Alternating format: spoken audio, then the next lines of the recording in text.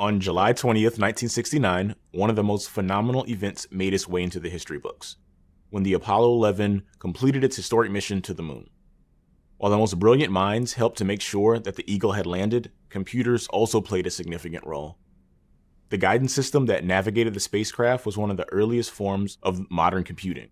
That same computer, the one that helped America's lunar dreams become a reality, took up the space of an entire room and had 1/10,000th the computing power of the thing that almost every one of you carry in your pockets today, a smartphone. Computer hardware and software have had such a dramatic evolution that what was once only used to power rockets now shapes the entire way our world functions. Think about your day. Did you grab a snack, turn on your TV, take a drive in your car? Computers were along for the ride, literally. Computers are everywhere. So here's the rundown.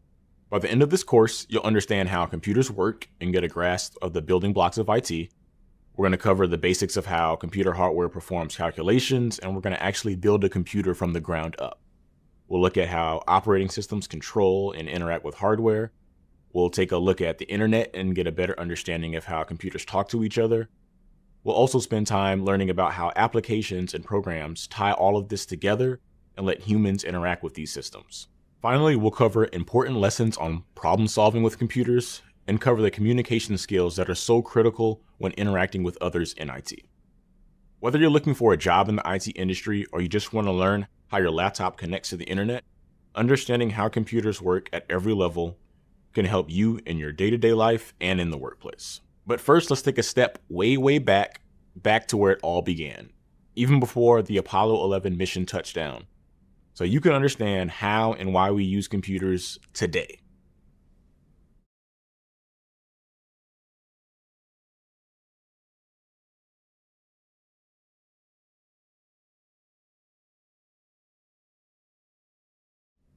Welcome to Course 1, Technical Support Fundamentals.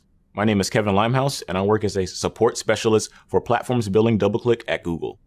Looking back, I can trace where my passion for IT began to an actual moment when I was 8 years old. My parents were about to throw away our old busted computer, but I managed to convince my mom to let me keep it. I remember the moment when I slowly started disassembling it. Kept digging deeper and deeper, unscrewing every little piece I can get my hands on, and I was hooked. By the time I was 12 or 13 years old, I became the de facto IT support for my entire family, and that's no small feat considering I have 11 aunts and uncles and over 35 cousins. My parents both grew up in very small rural towns in South Carolina. Growing up in the Jim Crow South through the mid-1950s and 1960s, they were taught at an early age that one of the better methods to get ahead was through education. This lesson was instilled in me and my sister, and I ended up going to university to study computer science. I graduated school right at the end of the 2007 and 2009 recession, but thankfully I secured a job at Google in IT support where I work with users, solving their issues and supporting the IT inventory. And now I've been working in IT for 7 years. In my current role as a support specialist, I provide technical and billing support to Google sales teams, which involves everything from troubleshooting to creating forms or editing automation scripts. And now you know a little bit about me, let's start from the beginning. What is information technology? Information technology has completely transformed your life in ways that you may not even realize. Thanks to IT, we can communicate massive amounts of information to people and organizations across the world in the blink of an eye. Computers power everything from calculators to medical equipment to complex satellite systems and the trading desk of Wall Street. They're powerful and invaluable tools that help people get their work done and enable us to connect with one another. So what exactly is information technology? IT is essentially the use of digital technology, like computers and the internet, to store and process data into useful information. The IT industry refers to the entire scope of all the jobs and resources that are related to computing technologies within society. And there are a lot of different types of jobs in this field, from network engineers who ensure computers can communicate with each other, to hardware technicians who replace and repair components, to desktop support personnel who make sure that end users can use their software properly. But IT isn't just about building computers and using the internet, it's really about the people. That's the heart and soul of IT support work. What good is technology or information if people can't use technology or make sense of the information? IT helps people solve meaningful problems by using technology, which is why you'll see its influences in education, medicine, journalism, construction, transportation, entertainment, or really any industry on the planet. IT is about changing the world through the ways we collaborate, share, and create together. IT has become such a vital tool in modern society that people and organizations who don't have access to IT are at a disadvantage. IT skills are becoming necessary for day-to-day living, like finding a job, getting an education, and looking up your health information. Maybe you're from a community where there wasn't any internet, or you couldn't afford a super fast computer and had to use one at your school or library instead. There are many social and economic reasons why some people have digital literacy skills and other people do not. This growing skills gap is known as the digital divide. People without digital literacy skills are falling behind, but people like you are the real solution to bridging that digital divide. Overcoming the digital divide not only involves confronting and understanding the combination of socioeconomic factors that shape our experience, but also helping others confront and understand those experiences. By getting into IT, you'll help serve those in your communities or organizations and maybe even inspire a new generation of IT pioneers. When I think about solving the digital divide, I can't help but think of all the opportunities and breakthroughs that folks from diverse backgrounds and perspectives in the industry can bring. By bringing more people of color, more women, more ethnically diverse people into the IT field, we're bound to see unique, new ideas and products that we haven't even begun to imagine. That benefits everybody.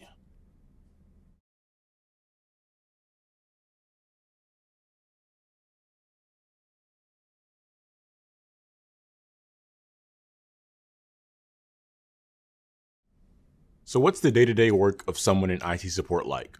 Well, it varies a ton based on whether you're doing in-person or remote support and at a small business or a large enterprise company.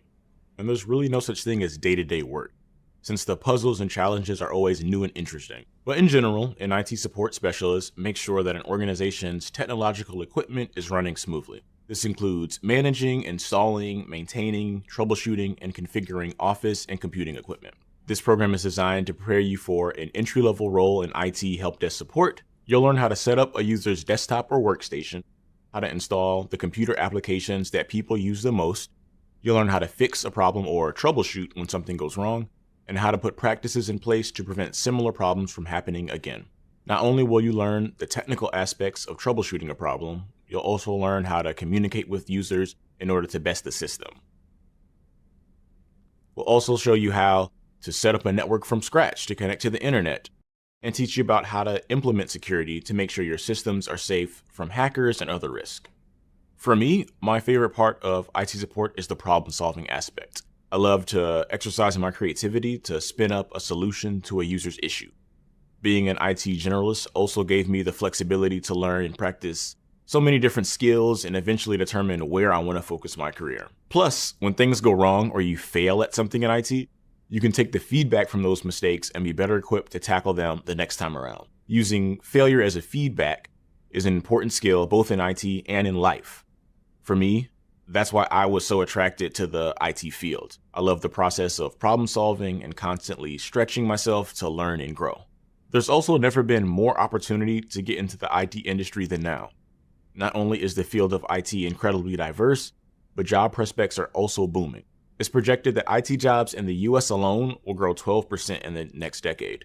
That's higher than the average for all other occupations. So what does this all mean? There are thousands of companies around the world searching for IT professionals like you.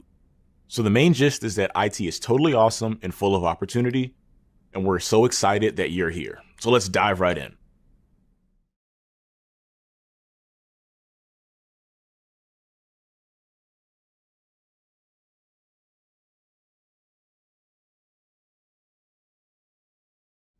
When you hear the word computer, maybe you think of something like a beefy gaming desktop with flashing lights, or maybe you think of a slim and sleek laptop. These fancy devices aren't what people had in mind when computers were first created. To put it simply, a computer is a device that stores and processes data by performing calculations. Before we had actual computer devices, the term computer was used to refer to someone who actually did the calculation. You're probably thinking that's crazy talk.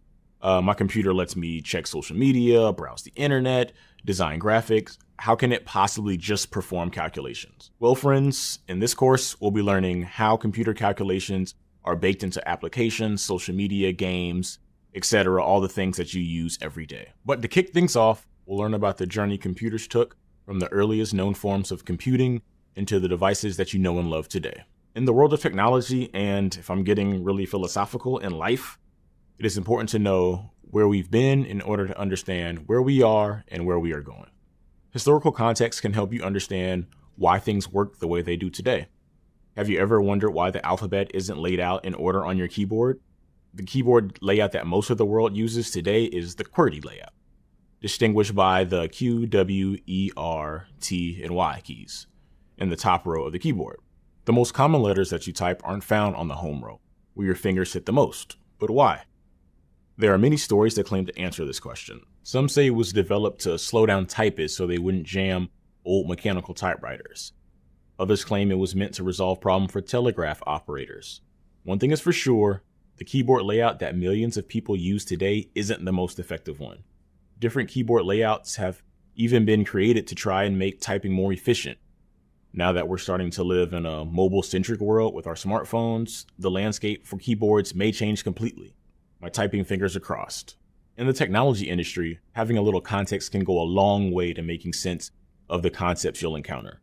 By the end of this lesson, you'll be able to identify some of the most major advances in the early history of computers.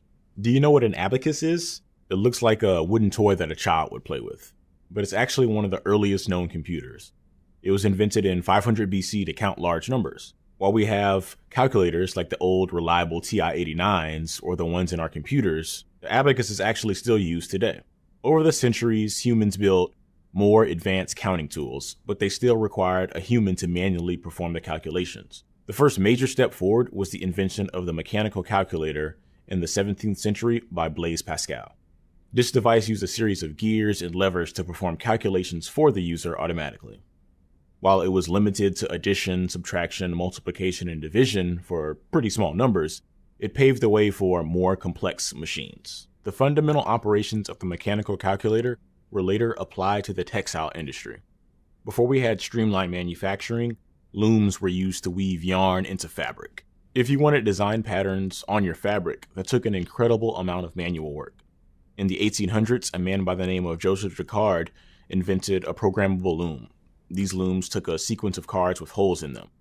When the loom encountered a hole, it would hook the thread underneath it. If it didn't encounter a hole, the hook wouldn't thread anything. Eventually, this spun up a design pattern on the fabric. These cards were known as punch cards. And while Mr. Jacquard reinvented the textile industry, he probably didn't realize that his invention would shape the world of computing and the world itself today. Pretty epic, Mr. Jacquard, pretty epic. Let's fast forward a few decades and meet a man by the name of Charles Babbage. Babbage was a gifted engineer who developed a series of machines that are now known as the greatest breakthrough on our way to the modern computer. He built what was called a difference engine. It was a very sophisticated version of some of the mechanical calculators we were just talking about. It could perform fairly complicated mathematical operations, but not much else. Babbage's follow-up to the difference engine was a machine he called the analytical engine. He was inspired by Jacquard's use of punch cards to automatically perform calculations instead of manually entering them by hand. Babbage used punch cards in his analytical engine to allow people to predefine a series of calculations they wanted to perform. As impressive as this achievement was, the analytical engine was still just a very advanced mechanical calculator. It took the powerful insights of a mathematician named Ada Lovelace to realize the true potential of the analytical engine. She was the first person to recognize that the machine could be used for more than pure calculations. She developed the first algorithm for the engine. It was the very first example of computer programming. An algorithm is just a series of steps that solve specific problems. Because of Lovelace's discovery that algorithms could be programmed into the analytical engine, it became the very first general-purpose computing machine in history.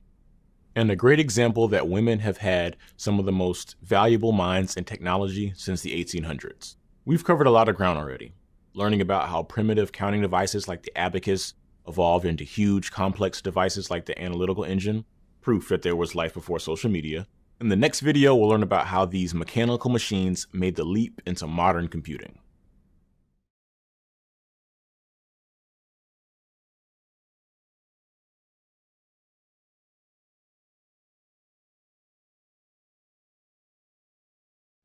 Welcome back. In this video, we'll be learning how huge devices like the analytical engine shrunk into the computing devices that we use today. The development of computing has been steadily growing since the invention of the analytical engine, but didn't make a huge leap forward until World War II. Back then, research into computing was super expensive, electronic components were large, and you needed lots of them to compute anything of value. This also meant that computers took up a ton of space, and many efforts were underfunded and unable to make headway. But when the war broke out, governments started pouring money and resources into computing research. They wanted to help develop technologies that would give them advantages over other countries. Lots of efforts were spun up and advancements were made in fields like cryptography. Cryptography is the art of writing and solving codes.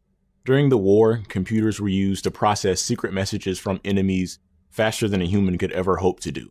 Today, the role cryptography plays in secure communication is a critical part of computer security, which you'll learn more about in a later course. For now, let's look at how computers started to make a dramatic impact on society. First up is Alan Turing, an English mathematician and now famous computer scientist. He helped develop the top secret Enigma machine, which helped Allied forces decode Axis messages during World War II. The Enigma machine is just one of the examples of how governments started to recognize the potential of computation. After the war, companies like IBM, Hewlett-Packard, and others were advancing their technologies into the academic, business, and government realms. Lots of technological advancements in computing were made in the 20th century, thanks to direct interest from governments, scientists, and companies left over from World War II. These organizations invented new methods to store data in computers, which fueled the growth of computational power. Consider this: until the 1950s, punch cards were a popular way to store data. Operators would have decks of ordered punch cards that were used for data processing.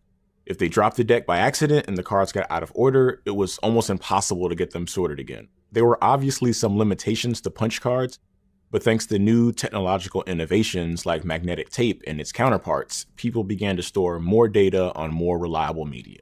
A magnetic tape worked by magnetizing data onto a tape. Back in the 1970s and 80s, people used to listen to music on vinyl records or cassette tapes. These relics are examples of how magnetic tapes can store information and run that information from a machine.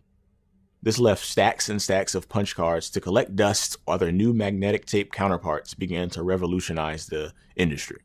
I wasn't joking when I said early computers took up a lot of space. They had huge machines to read data and racks of vacuum tubes that helped move that data. Vacuum tubes controlled the electricity voltages in all sorts of electronic equipment like televisions and radios, but these specific vacuum tubes were bulky and broke all the time.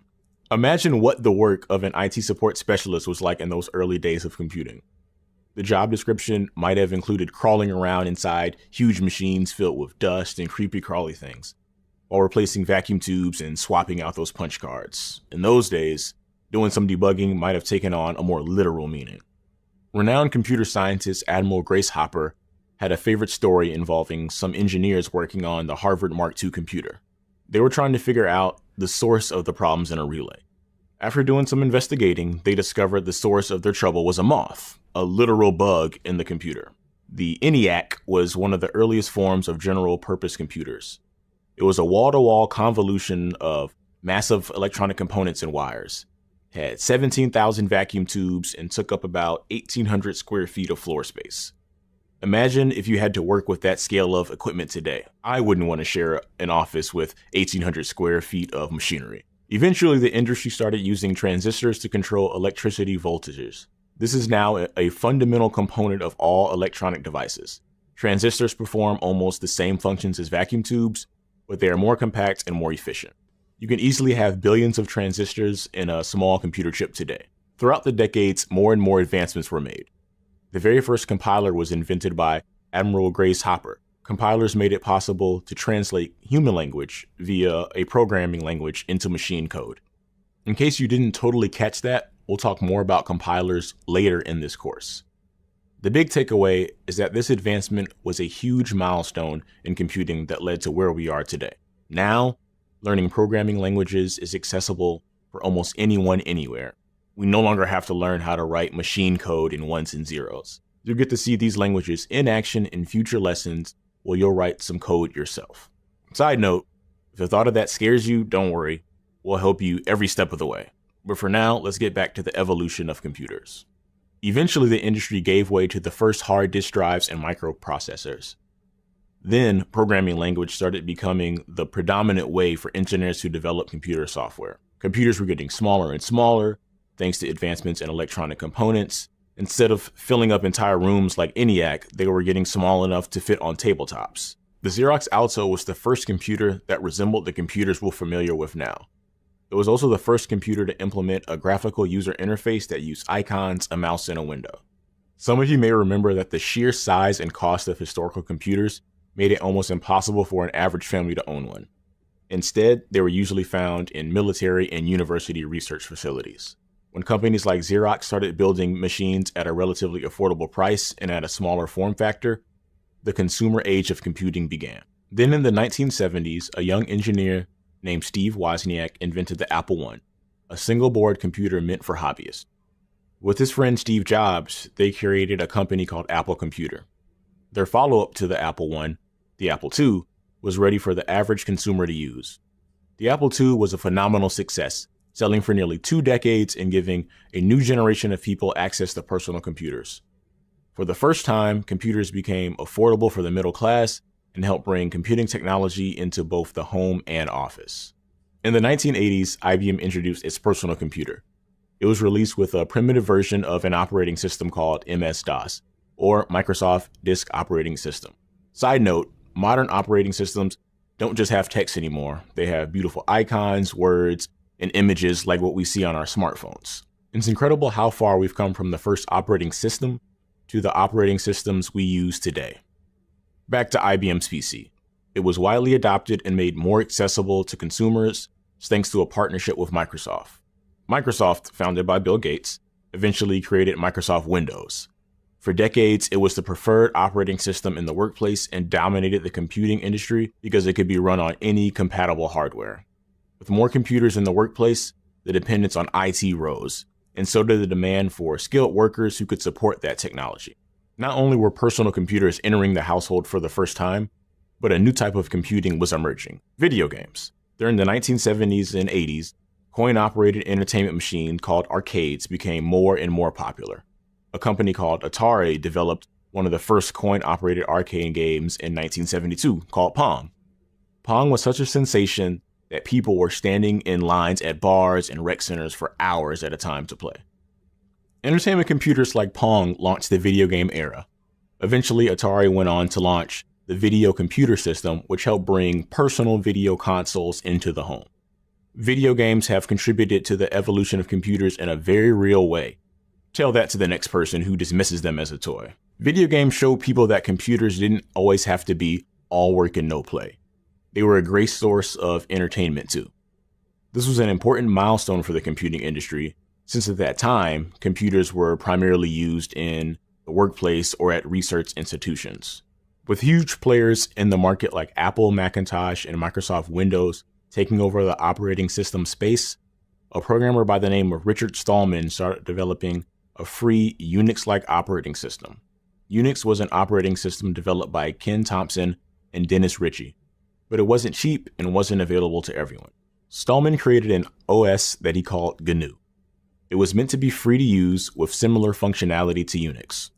Unlike Windows or Macintosh, GNU wasn't owned by a single company. Its code was open source, which meant that anyone could modify and share it. GNU didn't evolve into a full operating system, but it set a foundation for the formation of one of the largest open source operating systems, Linux, which was created by Linus Torvalds. We'll get into the technical details of Linux later in this course, but just know that it's a major player in today's operating systems. As an IT support specialist, it is very likely that you'll work with an open source software. You might already be using one like the internet browser Mozilla Firefox. By the early 90s, computers started getting even smaller. Then a real game changer made its way into the scene: PDAs, or personal digital assistants, which allows computing to go mobile. These mobile devices included portable media players, word processors, email clients, internet browsers, and more, all in one handy handheld device. In the late 1990s, Nokia introduced the PDA with mobile phone functionality. This ignited an industry of pocketable computers, or as we know them today, smartphones. In mere decades, we went from having computers that weighed tons and took up entire rooms to having powerful computers that fit in our pockets. It's almost unbelievable. And it's just the beginning. If you're stepping into the IT industry, it's essential that you understand how to support the growing need of this ever-changing technology. Computer support 50 years ago consisted of changing vacuum tubes and stacking punch cards, things that no longer exist in today's IT world. While computers evolved in both complexity and prevalence, so did knowledge required to support and maintain them. In 10 years, IT support could require working through virtual reality lenses. You never know. Who knows what the future holds, but right now, it is an exciting time to be at the forefront of this industry. Now that we've run down where computers came from and how they've evolved over the decades, let's get a better grasp on how computers actually work.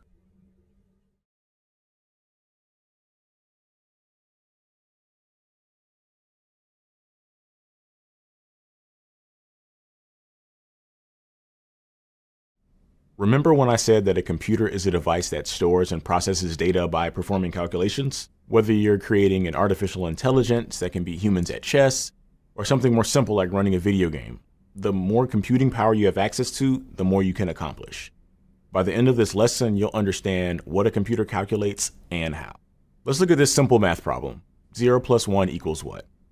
It only takes a moment to come up with the answer 1, but imagine that you needed to do 100 calculations that were this simple. You could do it, and if you were careful, you might not make any mistakes. But what if you needed to do 1,000 of these calculations? How about 1,000,000? How about 1,000,000,000?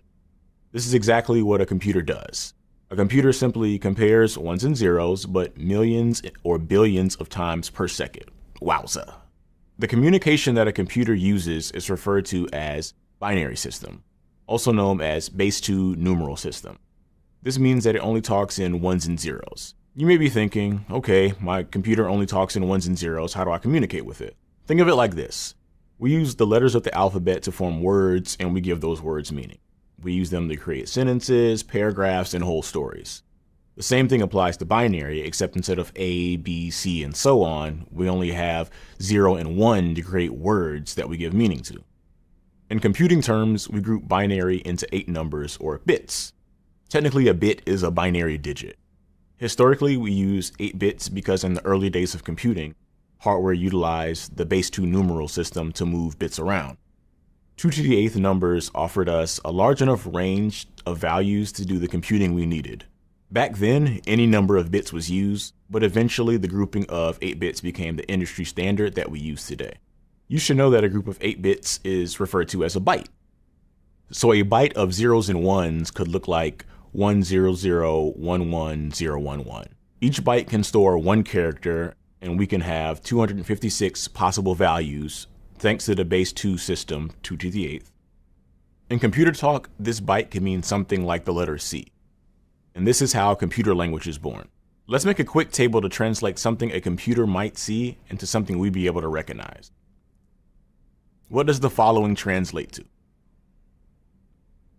Did you get hello? Pretty cool, right?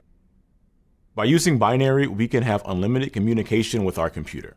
Everything you see on your computer right now, whether it's a video, an image, text, or anything else, is nothing more than a 1 or a 0. It is important that you understand how binary works. It is the basis for everything else we'll do in this course, so make sure you understand the concept before moving on.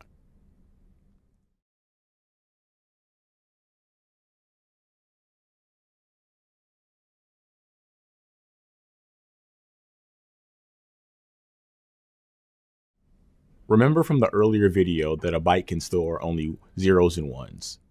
That means we can have 256 possible values. By the end of this video, you'll learn how we can represent the words, numbers, emojis, and more we see on our screens from only these 256 possible values.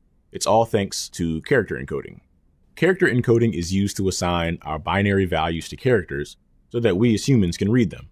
We definitely wouldn't want to see all the text in our emails and web pages rendered in complex sequences of zeros and ones. This is where character encodings come in handy.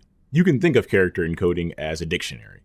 It's a way for your computers to look up which human character should be represented by a given binary value. The oldest character encoding standard used is ASCII.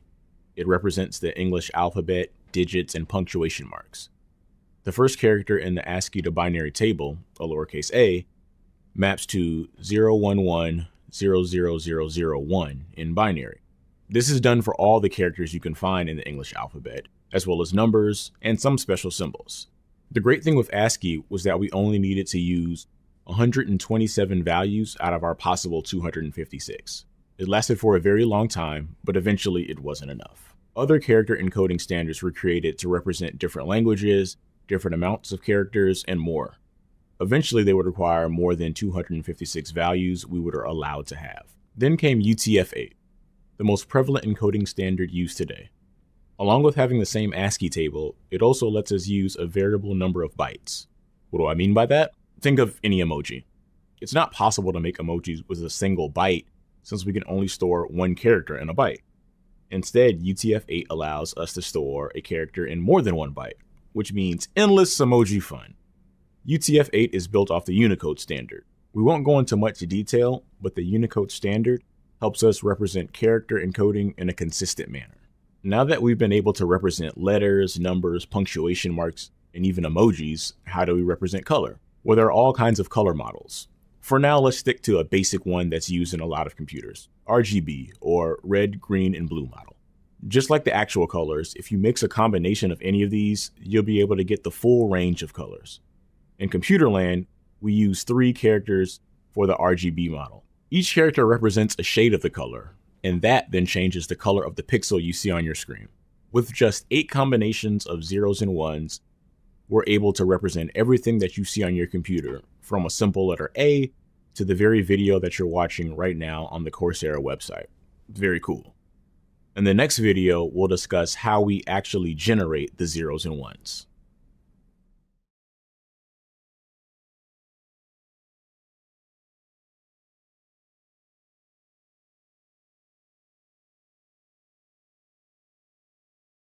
You might be wondering how our computers get these ones and zeros. It's a great question. Imagine we have a light bulb and a switch that turns the state of the light on or off.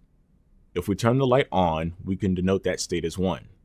If the light bulb is off, we can represent the state as 0. Now imagine 8 light bulbs and switches. That represents 8 bits with a state of 0 or 1. Let's backtrack to the punch cards that were used in Jacquard's loom. Remember that the loom used cards with holes in them. When the loom would reach a hole, it would hook the thread underneath, meaning that the loom was on. If there wasn't a hole, it would not hook the thread, so it was off. This is a foundational binary concept. By utilizing the 2 states of on or off, Jacquard was able to weave intricate patterns into fabric with his looms. Then the industry started refining the punch cards a little more. If there was a hole, the computer would read 1. If there wasn't a hole, it would read 0. Then, by just translating the combination of zeros and ones, a computer could calculate any possible amount of numbers. Binary in today's computer isn't done by reading holes. It uses electricity via transistors, allowing electrical signals to pass through. If there's an electric voltage, we would denote it as 1. If there isn't, we would denote it by 0. But just having transistors isn't enough for our computer to be able to do complex tasks. Imagine if you had 2 light switches on opposite ends of a room, each controlling a light in the room. What if, when you went to turn on the light with one switch, the other switch wouldn't turn off? That would be a very poorly designed room. Both switches should either turn the light on or off, depending on the state of the light. Fortunately, we have something known as logic gates. Logic gates allow our transistors to do more complex tasks like decide where to send electrical signals depending on logical conditions. There are lots of different types of logic gates, but we won't discuss them in detail here. If you're curious about the role that transistors and logic gates play in modern circuitry, you can read more about it in the supplementary reading. Now we know how our computer gets its ones and zeros to calculate into meaningful instructions. Later in this course, we'll be able to talk about how we're able to turn human readable instructions into zeros and ones that our computer understands through compilers. That's one of the very basic building blocks of programming that's led to the creation of our favorite social media sites, video games, and just about everything else. And I'm super excited to teach you how to count in binary. That's up next.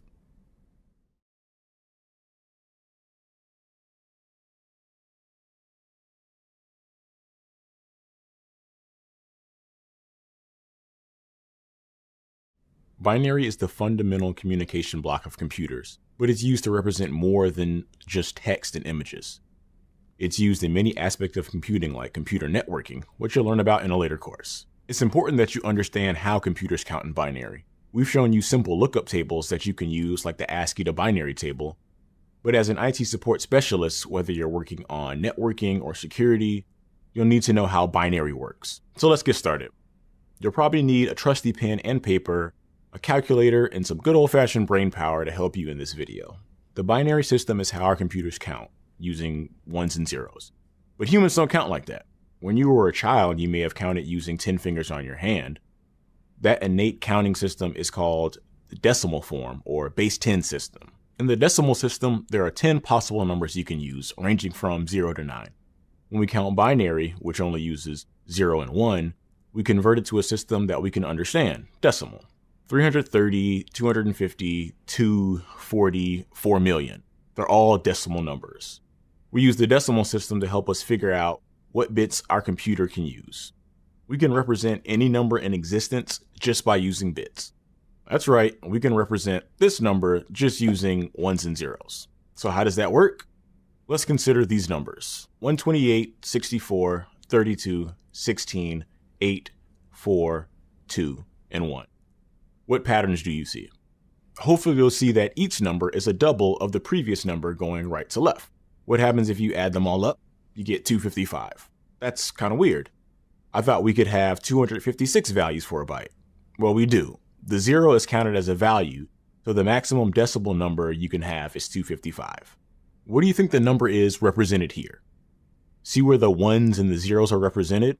Remember, if our computer sees a 1, then the value is on. If it sees a 0, then the value is off. If you add these numbers up, you'll get a decimal value. If you guessed 10, then you're right. Good job. If you didn't get it, that's okay too. Take another look. The 2 and 8 are on, and if we add them up, we get 10. Let's look at our ASCII to binary table again. The letter H in binary is 011010000. Now let's look at an ASCII to decimal table. The letter H in decimal is 104. Now let's try our conversion chart again. 64 plus 32 plus 8 equals 104. Look at that. The math checks out. Now we're cooking. Wow, we've gone over all the essentials of the basic building blocks of computing and machine language. Next, you're going to learn how we build on top of this layer of computing to perform the task you'll do day to day.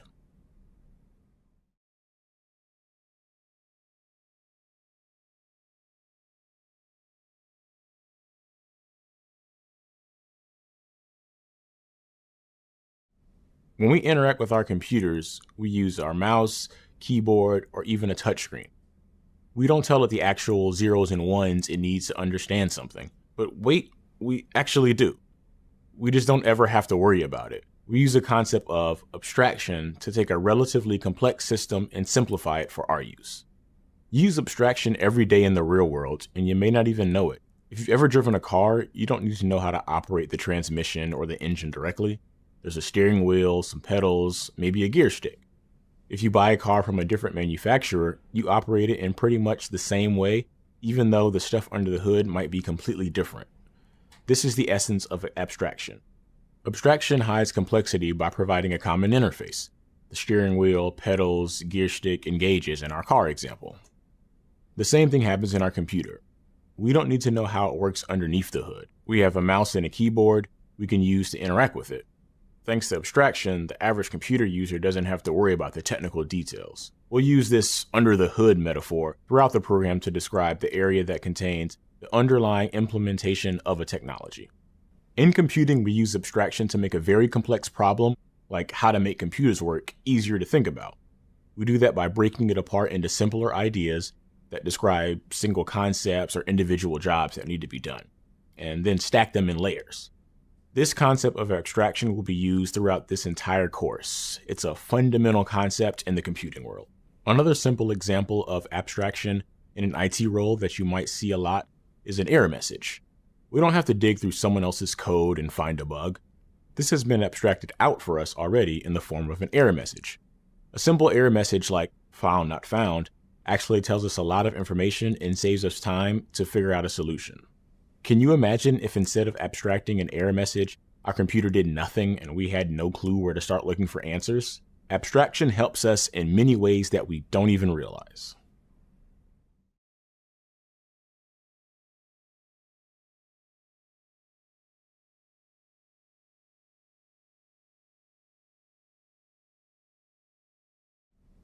In the last video, I mentioned that people don't need to understand how a computer works for them to use it because abstraction makes things simpler for us. That's technically true, but since you're stepping to the world of IT, you do need to understand all the layers of a computer and how they work. It's essential that you understand how the different pieces interact so you can resolve any issue that may arise. For the rest of this course, we'll deep dive into the layers of computer architecture and learn all the parts that make up a computer.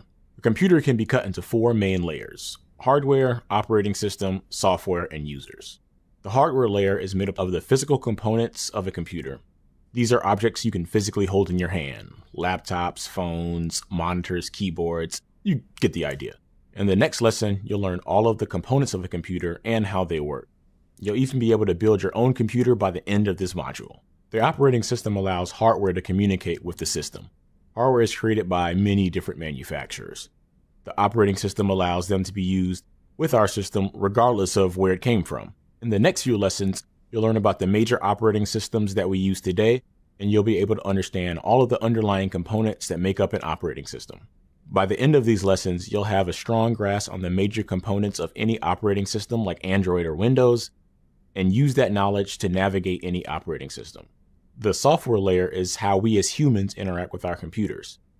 When you use a computer, you're given a vast amount of software that you interact with, whether it's a mobile app, a web browser, a word processor, or the operating system itself. Later in this course, we'll learn how software is installed on our systems and how we interact with different types of software. The last layer may not seem like it's part of the system, but it's an essential layer of the computer architecture: the user. The user interacts with the computer, and she can do more than that. She can operate, maintain, and even program the computer. The user layer is one of the most important layers we'll learn about. When you step into the field of IT, you may have your hands full with the technical aspects, but the most important part of IT is the human element. While we work with computers every day, it is the user interaction that makes up most of our job, from responding to user emails to fixing their computers. By the end of the course, you'll also learn how to apply your knowledge of how a computer works to fix real-world issues that can sometimes seem random and obscure. We'll do this by learning how to utilize problem-solving tactics to identify issues and solutions. There's a lot ahead. The next instructor you're going to meet is a friend of mine, Devin Sreetharan. And I know there's no better person to teach you about hardware. He'll even show you how to build a computer from its component parts. Pretty cool. But before you get to building that computer, we got a quiz coming up for you on binary counting.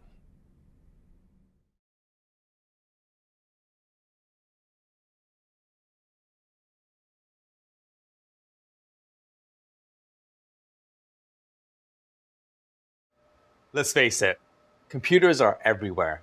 You come into contact with them at home, work, the airport, the grocery store. You're using some type of computer to take this course. You know what? There's probably one in your pocket right now. While computers are complex and can seem daunting to learn, they ultimately just calculate, process, and store data. In this lesson, we're going to take a peek at what's inside of a computer. We'll spend the next few lessons explaining how each of these components work, but for now, let's check out a typical desktop setup. Desktops are just computers that can fit on or under our desks. So here we have a monitor, a keyboard, a mouse, and a desktop. Sometimes we might even add a webcam, speakers, or a printer setup. We'll call these physical components hardware. Let's take a look at the back of the computer.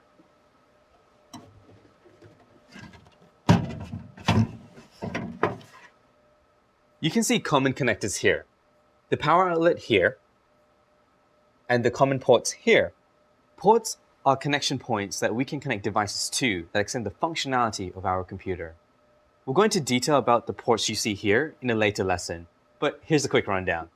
We have a port here to connect to a monitor, and a few ports here to plug your keyboard and mouse.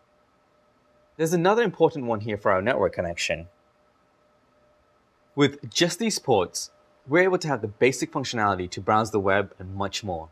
Things look pretty similar on a laptop. Here are some of the same ports, a built-in monitor, and a keyboard. There are also physical components inside the laptop case that are hidden for portability. Once you figure out how one computer works, you can figure out how any other computer works. Okay, this is my favorite part. Let's open up this desktop and take a deeper look. Let me first clean up my desk.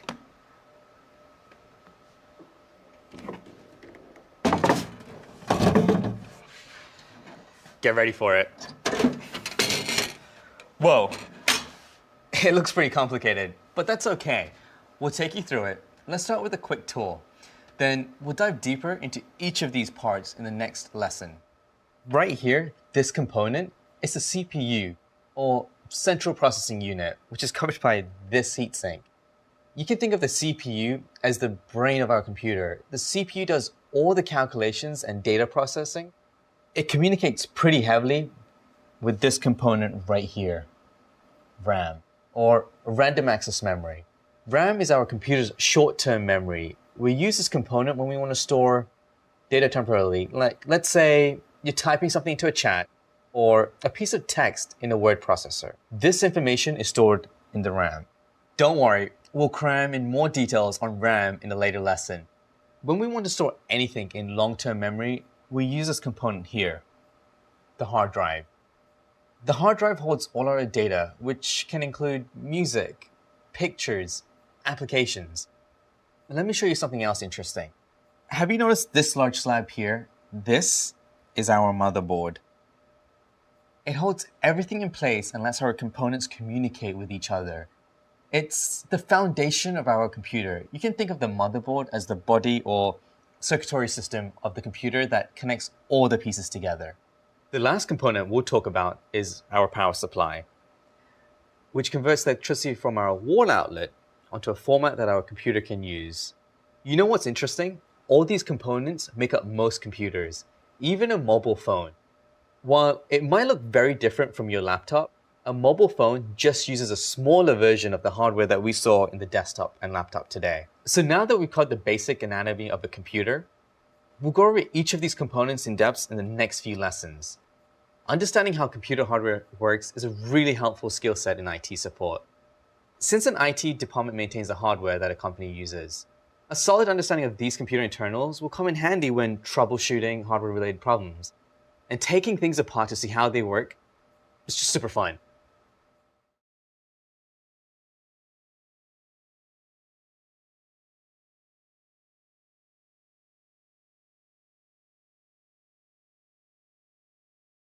Before we get our hands dirty with learning how to build a computer, let's talk theory first. In an earlier lesson, we talked about binary and how computers perform calculations.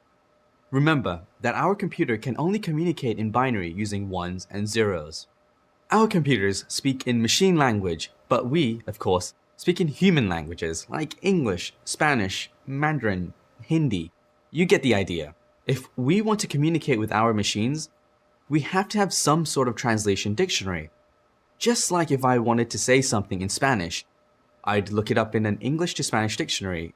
Well, our computers have a built-in translation book. In this lesson, we'll dive deeper into how our computer translates the information we give it into instructions that it understands. Right now, you're probably using a web browser, a music player, text editor, or something else on your computer. We interact with these applications on a daily basis. They're referred to as programs. Programs are basically instructions that tell the computer what to do. We typically store programs on durable media like hard drives. You can think of programs like cooking recipes. We'll keep these recipes all stored together in a cookbook, just like apps stored in a hard drive. Now, we want to make a ton of food, so we hire a chef to follow our recipes and whip up something good. The faster our chef works, the more food she'll prepare. The chef is our CPU. She processes the recipes we send her and makes the food. Our chef works super fast, so fast that she can cook faster than she can read. So, we take copy of the recipes and put them into RAM. Remember that RAM is our computer's short-term memory. It stores information in a location our CPU can access it faster than it could with our hard drive. Now we can give our chef 1 or 2 recipes at a time instead of reciting the entire cookbook to her. Okay, now let's say I want to make a peanut butter and jelly sandwich. I see a pretty good recipe and send it to our chef to make. Remember that our chef needs these instructions quickly, so I don't send her the entire recipe, I send her one line at a time. 1. Get 2 slices of bread. 2. Put peanut butter on one slice. 3. Put jelly on another slice. 4. Combine the 2 slices of bread. Now, let me throw one more thing at you. Our chef can only communicate with us in ones and zeros. So instead of sending something readable, like the recipe for a peanut butter and jelly sandwich, we have to send her something like this. In reality, this process is a little more complicated.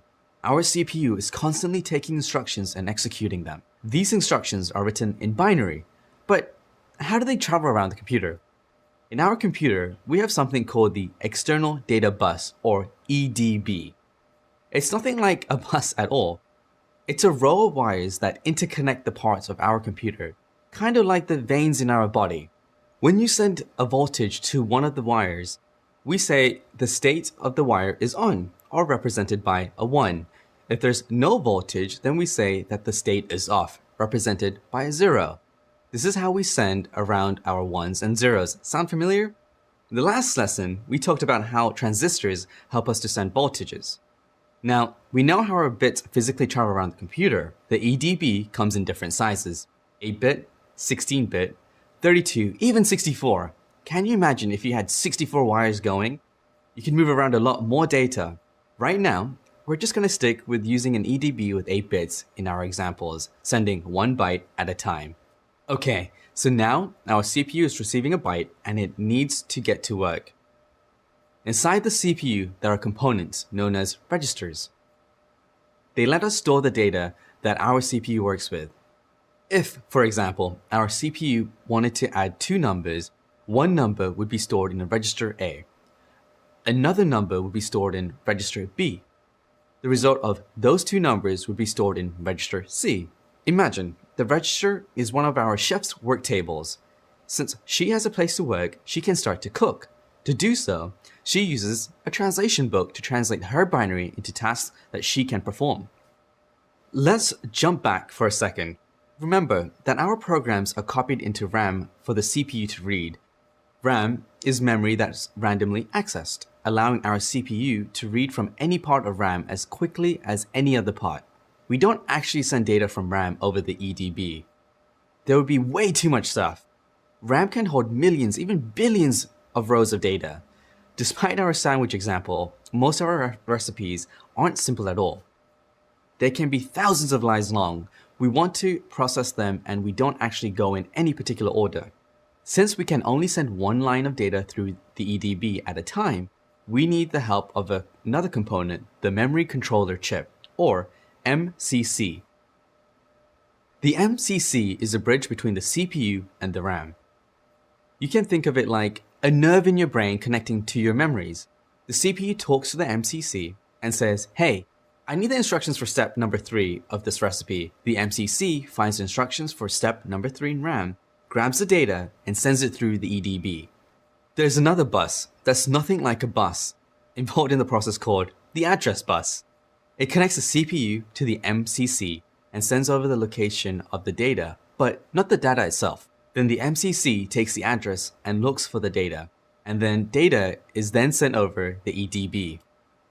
Believe it or not, RAM isn't the fastest way we can get more data to our CPU for processing. The CPU also uses something known as cache.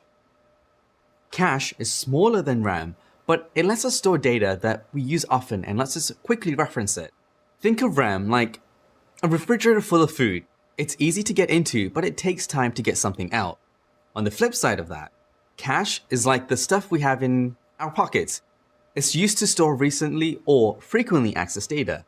There are 3 different cache levels in a CPU: L1, L2, and L3. L1 is the smallest and fastest cache. If you're interested in learning more about this, you can check out the supplemental reading I've included right after this video. So now we understand how our RAM interacts with our CPU. But how does our CPU know when a set of instructions ends and a new one begins? Our CPU has an internal clock that keeps its operations in sync. It connects to a special wire called a clock wire. When you send or receive data, it sends a voltage to that clock wire to let the CPU know it can start doing calculations. Think of our clock wires as the ticking of a clock. For every tick, the CPU does one cycle of operations. When you send a voltage to the clock wire, it's referred to as a clock cycle. If you have lots of data you need to process in a command, you'll need to run lots of clock cycles. Have you ever seen a CPU in the store and it has something labeled 3.4 GHz? This number refers to the clock speed of the CPU, which is the maximum number of clock cycles that it can handle in a certain time period. 3.40 GHz is 3.4 billion cycles per second. That's super fast. But just because it can run at this speed doesn't mean it does. It just means that it can't exceed this number. Still, that number doesn't stop some people from trying. There's a way you can exceed the number of clock cycles on your CPU on almost any device. It's referred to as overclocking, and it increases the rate of your CPU clock cycles in order to perform more tasks. This is commonly used to increase the performance in low-end CPUs. Let's say you're a gamer and you want to have better graphics and less lag while playing. You might want to overclock your CPU when you play the game. But there are cons to doing this, like potentially overheating your CPU. You can read more about overclocking in the next supplementary reading.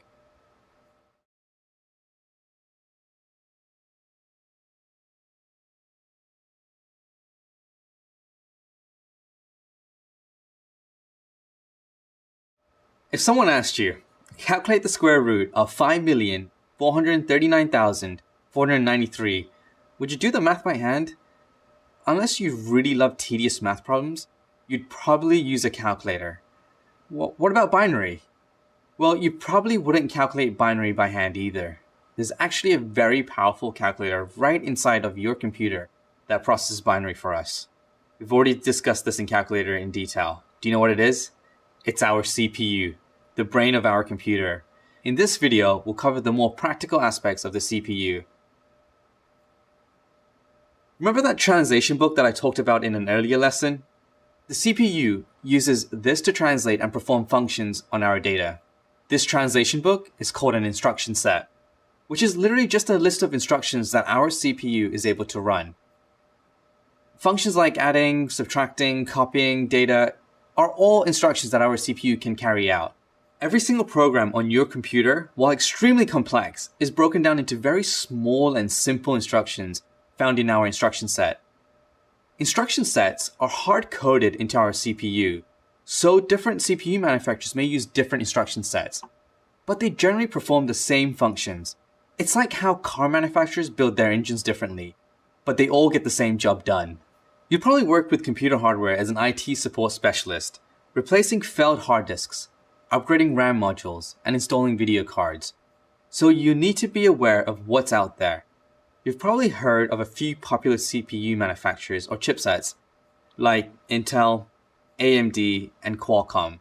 These CPU manufacturers use different product names to differentiate their processors, like Intel Core i7, AMD Athlon, Snapdragon 810, Apple A8, and more. Now when you hear these terms, you'll know what they mean. Each of these CPU manufacturers have their strengths and weaknesses. If you are interested in learning more about why some CPUs are more popular than others, you can check out the next supplemental reading. When you select your CPU, you'll need to make sure it's compatible with your motherboard, the circuit board that connects all your components together. Heads up, you can't just buy a bunch of parts and expect them to work together. There are different ways CPUs fit on motherboards using different sockets. Your CPU might have lots of tiny pins that either stick out or have contact points that look like dots. Depending on your motherboard, you'll need to make sure these CPUs fit correctly in the socket. There are currently two major types of CPU sockets: land grid array, also known as LGA, and pin grid array, also known as PGA. In an LGA socket like this one, there are pins that stick out of the motherboard. The socket size may vary, so always make sure your CPU and socket are compatible beforehand. When you purchase a CPU or motherboard, it'll tell you right on the box what type of socket it has. Make sure your CPU and motherboard socket also both match. If it's not listed on the box, you can go to the manufacturer's website, where it usually lists what types of CPUs are compatible with the motherboard. The other type of socket is the PGA socket, where the pins are located on the processor itself. When we install our CPU, we need to do a few things to it to keep it cool. Since it does a lot of work, it's prone to overheating. we have to make sure to include a heatsink too, which takes the heat from our CPU and dissipates it through a fan or another medium. There's one last thing I want to call out about CPUs. If you purchase a CPU, you'll see that it has either a 32-bit or 64-bit architecture. What does that mean? Well, we know we can process 8 bits in binary. Now, imagine how we can process with 32 or even 64 bits. CPUs that have 32-bit or 64-bit architecture are just specifying how much data they can efficiently handle. You can read more about the differences between 32-bit and 64-bit architecture in the next reading. For now, the main takeaway is that the CPU is one of the most important parts of the computer, so we have to make sure it's compatible with all other components and can perform well for our computing needs.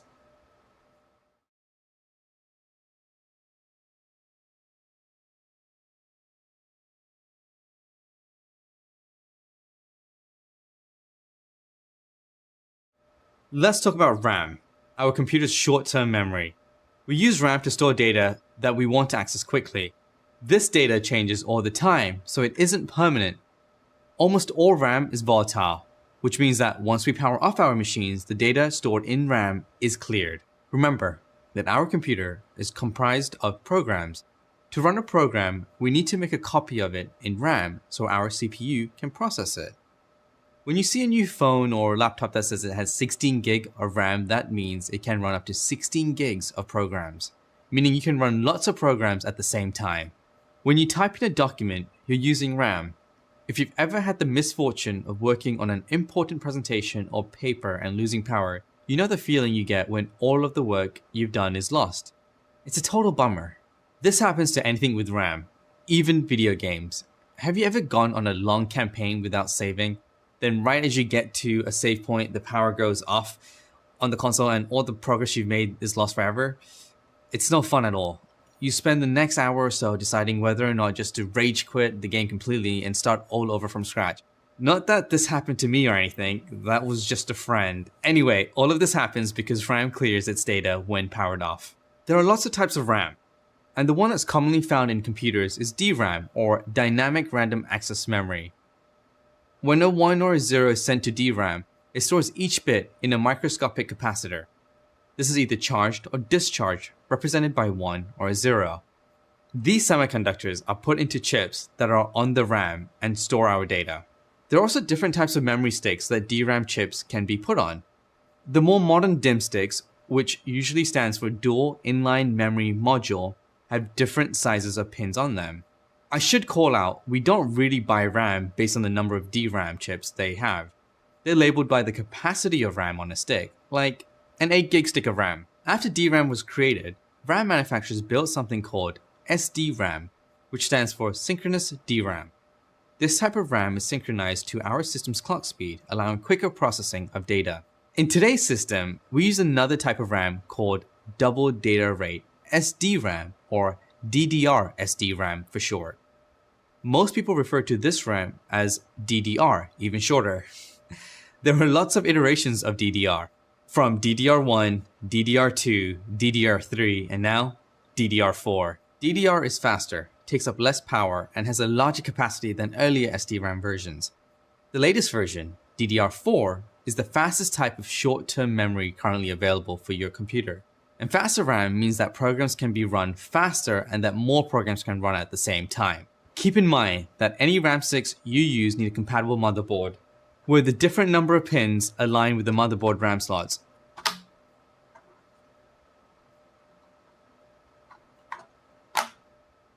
Just like with the CPU, make sure that your motherboard is compatible with any RAM sticks that you buy. Up next, we'll take a deep dive into motherboards.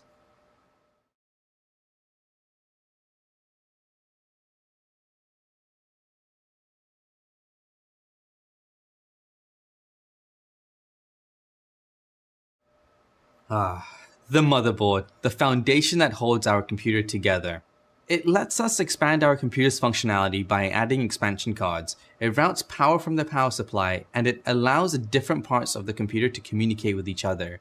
In short, it's a total boss. Every motherboard has a few key characteristics. First is the chipset. which decides how components talk to each other on our machine. The chipset on motherboards is made up of two chips. One is called the North Bridge that interconnects stuff like RAM and video cards. The other chip is the South Bridge, which maintains our I/O or input-output controllers, like hard drives and USB devices that input and output data. In some modern CPUs, the North Bridge has been directly integrated into the CPU, so there isn't a separate North Bridge chipset. The chipset is a key component of our motherboard that allows us to manage data between our CPU, RAM, and peripherals. Peripherals are the external devices we connect to our computer, like a mouse, keyboard, and a monitor. You will learn more about peripherals in an upcoming lesson. In addition to the chipsets, motherboards have another key characteristic, which allows the use of expansion slots. Expansion slots also give us the ability to increase the functionality of our computer. If you wanted to upgrade your graphics card, you could purchase one and just install it on your motherboard through the expansion slot. The standard for an expansion bus today is the PCI Express, or Peripheral Component Interconnect Express. A PCIe bus looks like a slot on the motherboard, and a PCIe base expansion card looks like a smaller circuit board. The last component of motherboards that we'll discuss is form factor. There are different sizes of motherboards that are available today. These sizes, or form factors, determine the amount of stuff we can put in it and the amount of space we'll have. The most common form factor for motherboards is ATX, which stands for Advanced Technology Extended. ATX actually comes in different sizes too. In desktops, you'll commonly see full-sized ATXs. If you don't want to use an ATX form factor, you could use an ITX, or Information Technology Extended form factor. These are much smaller than ATX boards. For example, the Intel NUC uses a variation of the ITX board, which comes in 3 board sizes: Mini ITX, Nano ITX, and Pico ITX. When building your computer, you will need to keep in mind what type of form factor you want. Do you want to build something small that can't handle as much workload? Or do you want a powerhouse workstation that you can add lots of functionality to? The form factor will also play a role into what expansion slots you might want to use. Understanding motherboards and their characteristics can be a big plus when fixing hardware issues, since things like the type of RAM module or processor socket are dependent on the kind of motherboard they need to fit into. Let's say you're responding to a ticket for a user who's having video problems. You don't want to make it all the way to their desk only to realize the graphics card you bought as a replacement doesn't fit the motherboard their computer uses. You will learn more about customer service and troubleshooting tactics later on in this course. But for now, make sure that your motherboard can fit any replacement or upgrade that you want to implement.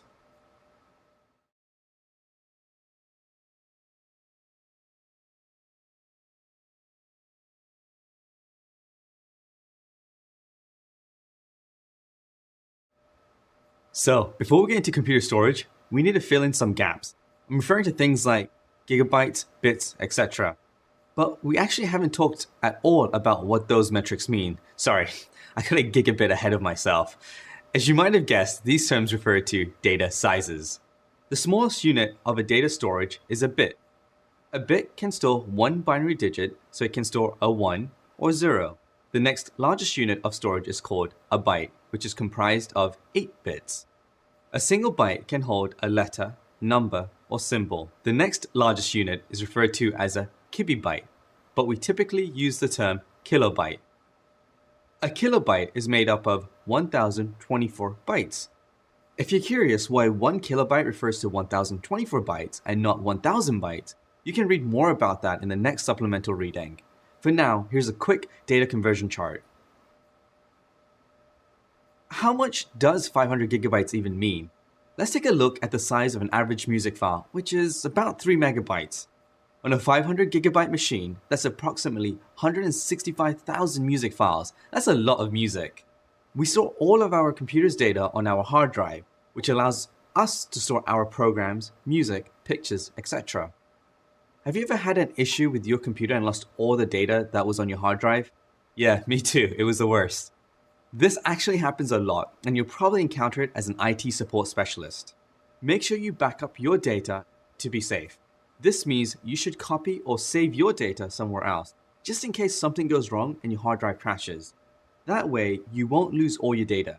There are two basic hard drive types used today. Hard disk drives, or HDDs, use a spinning platter and a mechanical arm to read and write information.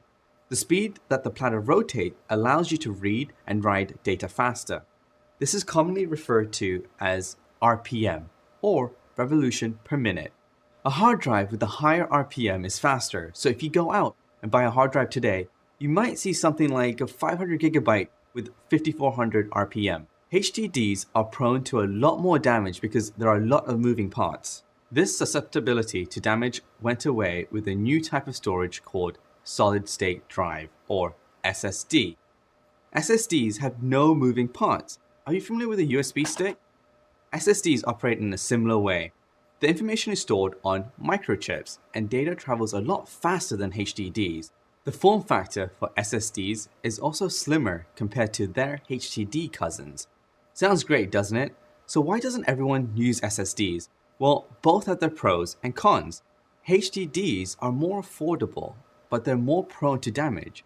SSDs are less risky when it comes to losing data, but they're also more expensive. So you may not buy as much memory storage in SSDs than what you can get in HDDs. Believe it or not, there are even hybrid SSD and HDD drives out there. They offer SSD performance where you need it for things like system performance, such as booting your computer, along with hard disk drives, for less important stuff like basic file storage. There are a few interfaces that hard drives use to connect to our system. ATA interfaces are the most common ones. The most popular ATA drive is the serial ATA, or SATA, which uses one cable for data transfers. SATA drives are hot swappable. Great term, don't you think? It means you don't have to turn off your machine to plug in a SATA drive. SATA drives move data faster and use a more efficient cable like this one than its predecessors. SATA has been the de facto interface for HDDs today, but people quickly found that using the SATA cable wasn't good enough for some of the blazing fast SSDs that were coming on the market. The interface couldn't keep up with the speeds of the newest SSDs, so another interface standard was created called NVMe Express, or NVMe. Instead of using a cable to connect your drive to your machine, the drive was added as an expansion slot, which allows for greater throughput of data and increased efficiency.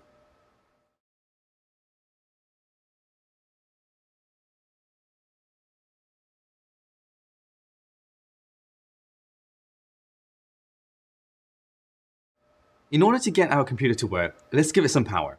Computers have a power supply that converts electricity from your wall to something usable. There are two types of electricity: DC, or direct current, which flows in one direction, and AC, or alternating current, which changes directions constantly. Our computers use DC voltage, so we have to have a way to convert the AC voltage from our power company to something we can use. That's what our power supply does. It converts the AC we get from the wall into low voltage DC power that we can use and transmit throughout our computer. So let's talk about power supplies. I actually have one right here. Let me show you how one looks like. Take it out right here. So most power supply units have a fan, which is right in here. They also have voltage information, which is normally listed underneath or on the side, and cables like this one to power your motherboard, and a power cable. Have you ever plugged one of your devices into the wall outlet and fried your device? If you haven't, you're really lucky. After completing this lesson, hopefully you'll know how to avoid that situation. To understand electricity, let's use the example of water pipes. Our sinks have a faucet that's connected to a pressurized water tank. When we turn on the faucet, water comes out. This is sort of like how electricity works. When we plug an appliance into a wall outlet and turn it on, a flow of electricity comes out. If we added more pressure to our water tank, would more water come out of it? The higher the pressure, the more water there will be. When it comes to electricity, we refer to the pressure as voltage. So when I was on vacation, to my surprise, when I plugged in the 120 volt appliance into a 220 volt outlet, the power came bursting through and fried my charger. If it was the other way around and a 220 volt appliance was plugged into a 120 volt outlet, I wouldn't have seen the same outcome. I'll still be able to get electricity, but slowly. This would be similar to if a water tank was only half pressurized. It would draw water, but slowly. In some cases though, this can deteriorate the performance of the device and cause damage in the long term. As a general rule, be sure to use the proper voltage for your electronics. We refer to the amount of electricity coming out as current or amperage, and it's measured in amps. We can think of amps as pulling electricity as opposed to voltage, which pushes electricity. Amps will pull as much electricity needed, but voltage will just give you everything. Look on the back of one of your device chargers. You might see something like 1 or 2.1A. Charging a device with 2.1 amps will actually charge your device faster because it's able to pull more current from a 2.1 amp than a 1 amp charger. Finally, the other important part of the electricity that you will need to know is the wattage. Wattage is the amount of volts and amps that a device needs. If your power supply has too low of a wattage, you won't be able to power your computer, so make sure you have enough. This doesn't mean that if you have a large power supply, you'll overpower your computer. Power supplies just give you the amount that your system needs.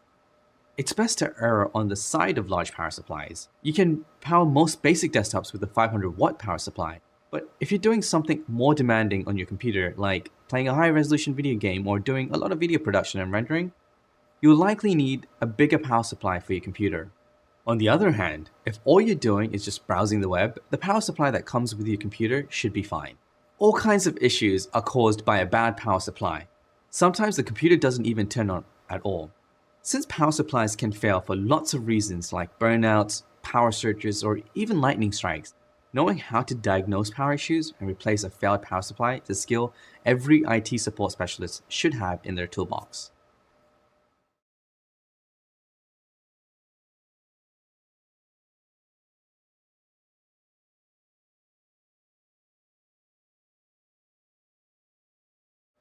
So let's take a look at the back of our computer again. Here, you'll see lots of connectors or ports we can plug in different objects, like a mouse, keyboard, and a monitor. These are known as peripherals. A peripheral is basically anything that you connect to your computer externally that adds functionality. You probably used USB devices before. USB, also known as Universal Serial Bus devices, are the most popular connections for our gadgets. USB has gone through lots of changes since inception. You'll most commonly encounter USB 2.0, USB 3.0, and 3.1 in today's system. Here's a quick rundown of the different versions. USB 2.0 transfer speeds of 480 megabytes per second. USB 3.0 transfer speeds of 5 gigabytes per second. USB 3.1 transfer speeds of 10 gigabytes per second. In the chart, let's pay attention to the details. Using capital M, lowercase b, /s, instead of using capital M, capital B to reference transfer speed. These are actually different units. MB is megabyte, or unit of data storage, while capital M, lowercase b, /s is a megabit per second, which is a unit of data transfer rate. People often mistake speeds of 40 megabit a second to mean that you can transfer 40 megabytes of data per second. Remember that 1 byte is 8 bits, so to transfer a 1 megabyte file in a second, you need an 8 megabits per second connection speed. So to transfer 40 megabytes of data in a second, you will need a transfer speed of 240 megabits per second. You'll also need compatible USB ports to go with your devices. If you connect a USB 2.0 device into a USB 3.0 port, you won't get 3.0 transfer speeds. But you can still use the port since it's backward compatible, meaning older hardware will work with newer hardware. The ports are easy to differentiate. Let me show you. In general, USB 2.0 are black and USB 3.0 are blue, and 3.1 ports are teal. This may change depending on manufacturers. There are lots of types of USB connectors, and you can read about all of them in the supplemental reading right after this video. Check it out. Back to USB connectors. The most recent one is a Type-C connector, which is meant to replace many peripheral connections. It's quickly becoming a universal standard for display and data transfer. In addition to USB peripherals, you should also be aware of display peripherals. There are some common input standards to know. Most computer monitors will have one or more of these connections, but you might encounter some older standards too. DVI. DVI cables generally just output video. If you need to hook up a monitor or projector for a slide presentation and you want audio too, you may be out of luck. Instead, you want to look at one of the following cables. HDMI. This has become a standard in lots of televisions and computers nowadays. It outputs both video and audio. Another standard that's become popular among manufacturers is a DisplayPort, which also outputs audio and video. In addition to audio and video, USB Type-C can also do data transfer and power. As an IT support specialist, you'll work with peripherals like USB devices and display devices a lot. Now, you'll be able to distinguish between the major types. In the next lesson, we're going to learn how our computer initializes all of the hardware we've talked about.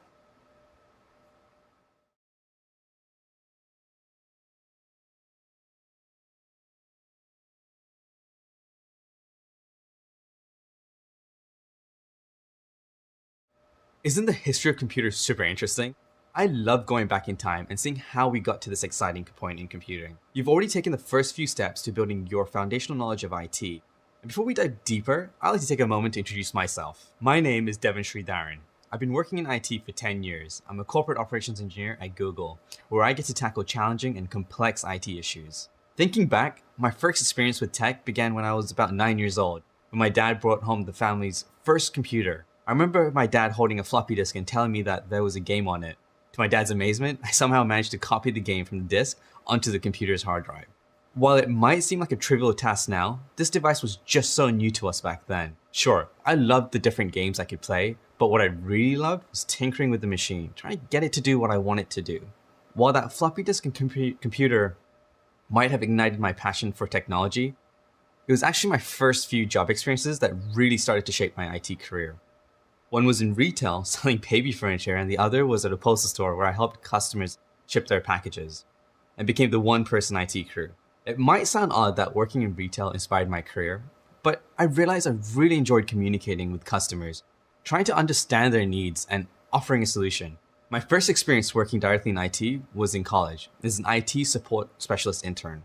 From there, I worked as an IT consultant to decommission an entire IT environment. This was my first experience working directly with large IT infrastructure and pushing myself outside my comfort level as a college student. I bring up these few jobs for a reason. These experiences helped shape my career in IT. I knew at that time that I wanted to go into tech, but I struggled where I wanted to focus my career. Starting at Google as an IT generalist allowed me to experience many different areas of technology. It allowed me to figure out the jobs I didn't want to do before I was able to identify exactly what I did want to do. I'm really passionate about IT infrastructure, but you can't understand infrastructure until you understand hardware. So let's dig in. In IT, hardware is an essential topic to understand. You might find yourself replacing faulty components or even upgrading an entire fleet of machines one day. By the end of this lesson, you'll be able to describe all the physical parts of a computer and how they work together. You'll even be able to build your own computer. Once you figure out how one computer works, you'll be able to understand how any type of computer works. Excited? I am. Let's get started.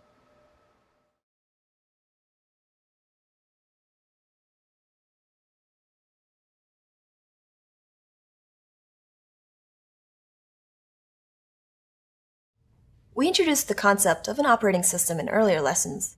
But what is it exactly? A lot of us hear the term operating system and think of the interfaces of our desktops and phones, like the menus, buttons, and backgrounds. Technically, these are part of the operating system, but it's a little more complex than that. An operating system is the whole package that manages our computer's resources and lets us interact with it. There are two main parts to an operating system, the kernel and the user space. The kernel is the main core of an operating system. It talks directly to our hardware and manages our system's resources. As users, we don't interact with the kernel directly. Instead, we interact with the second part of an operating system, the user space. The user space is basically made up of everything outside the kernel. These are things that we interact with directly, like system programs, user interfaces, etc. When we say operating system, we're talking about both the kernel and the user space. There are hundreds of operating systems out there, but we'll focus on the major ones used in IT. Windows, Mac, and Linux. The Windows OS is developed by Microsoft and used widely in the business and consumer space. Most PCs you buy come with Windows as the default operating system. PC means personal computer, which technically means a computer that one person uses. But in today's world, PC is more commonly referred to as a Windows computer. So we'll just refer to a PC as a Windows computer from here. macOS by Apple is mainly used in the consumer space. If you buy an Apple computer, it'll come with macOS preloaded. The last operating system we'll dive into is the Linux operating system. Linux is an open source operating system, which means its software is free to share, modify, and distribute. Linux is used heavily in business infrastructure and in the consumer space.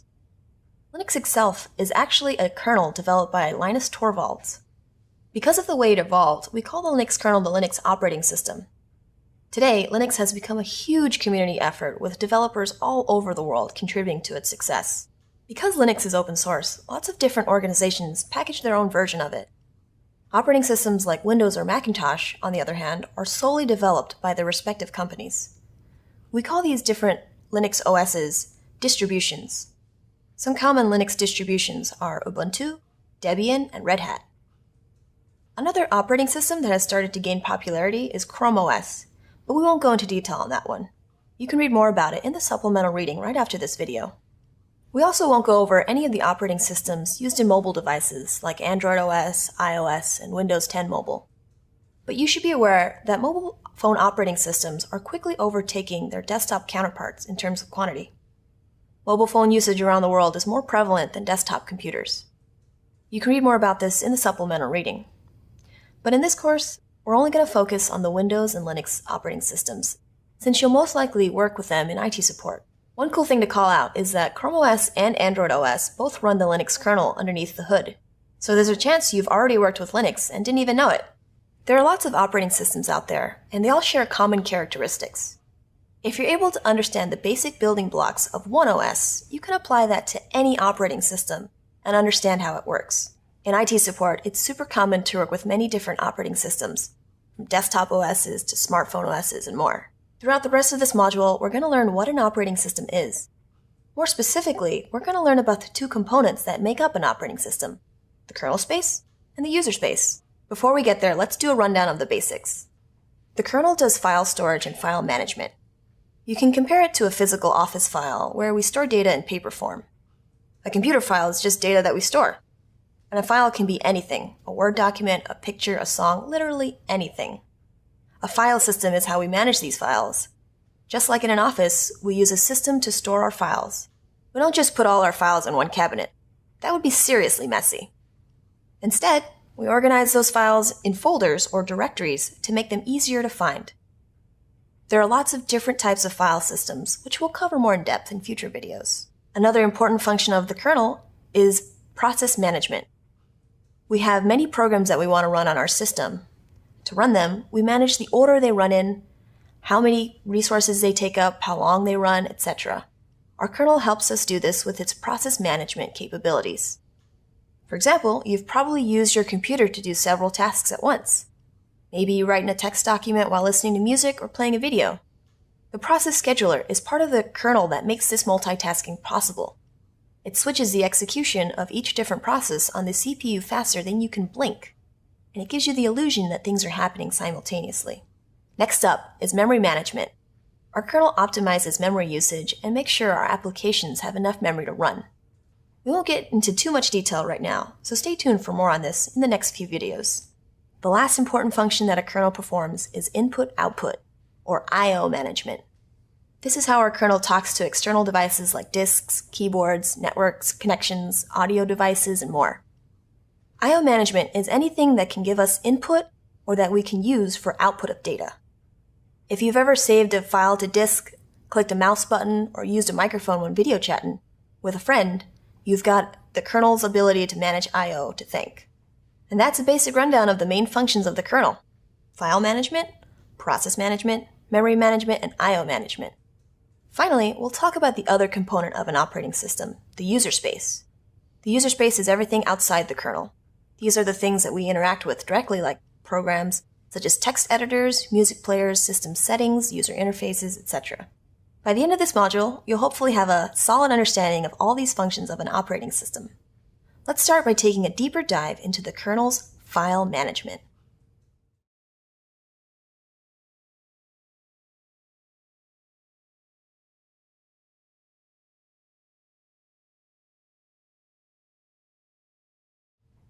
Imagine if you had to store a single file in a cabinet. That's not so bad, right? What if instead of one file, you had to store 100,000? Can you see a problem here? Well, on our computers, we can easily store hundreds of thousands of files, if not more. Problem solved? Not quite. We have to be able to keep track of all these files. The kernel handles file storage and file systems on our machines. And in this lesson, we're going to dig a little deeper on how it does that. There are three main components to handling files on an OS: the file data, metadata, and file system. Let's start with the file system.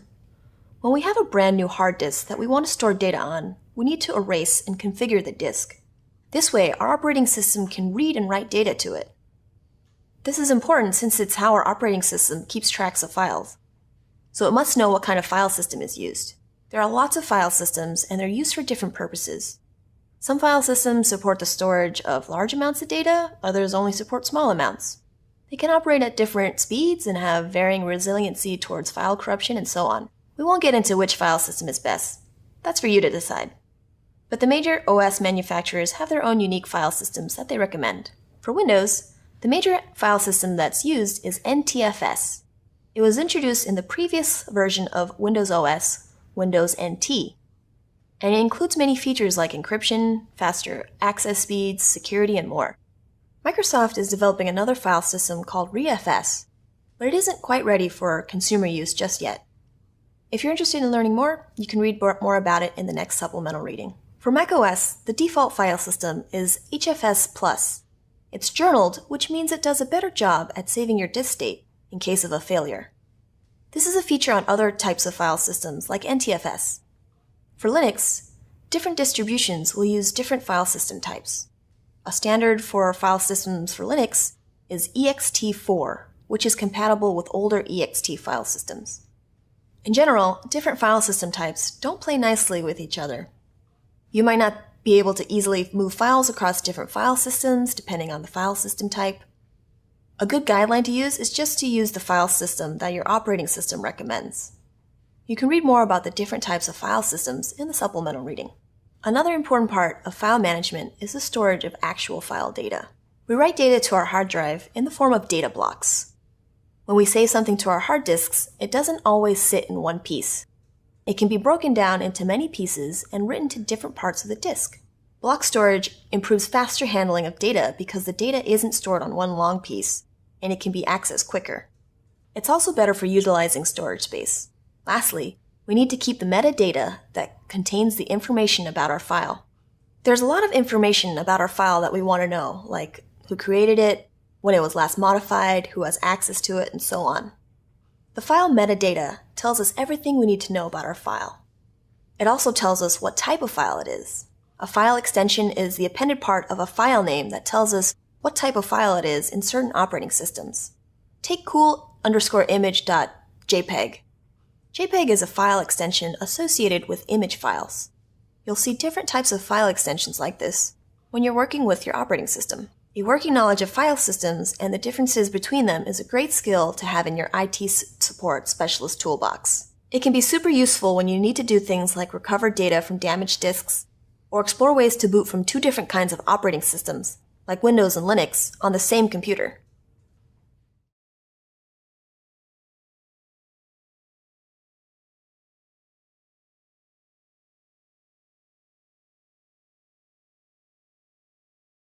One of the most important tasks that our kernel performs is process management. A process is a program that's executing, like our internet browser or text editor. A program is an application that we can run, like Chrome. Take note of the difference. We can have many processes of the same program running at the same time. Think of how many Chrome windows you can open. These are all different processes for the same program. When we want to run our programs, we have to dedicate computer resources to them, like RAM and CPU. We only have a finite amount of resources, and we want to be able to run multiple programs. Our kernel has to manage our resources efficiently so that all the programs we want to use can be run. Our kernel doesn't just dedicate all of our computer's resources to one process. Our system is actually constantly running multiple processes that are necessary for it to function. So our kernel has to worry about all of these processes at once. When a program wants to run, a process needs to be created for it. This process needs to have hardware resources like RAM and CPU. The kernel has to schedule time for the CPU to execute the instructions in the process. But there's only one CPU and many processes. How is the CPU able to execute multiple processes at once? It actually doesn't. It executes processes one by one through something known as a time slice. A time slice is a very short interval of time that gets allocated to a process for CPU execution. It's so short that you don't even notice it. I mean, it's super short.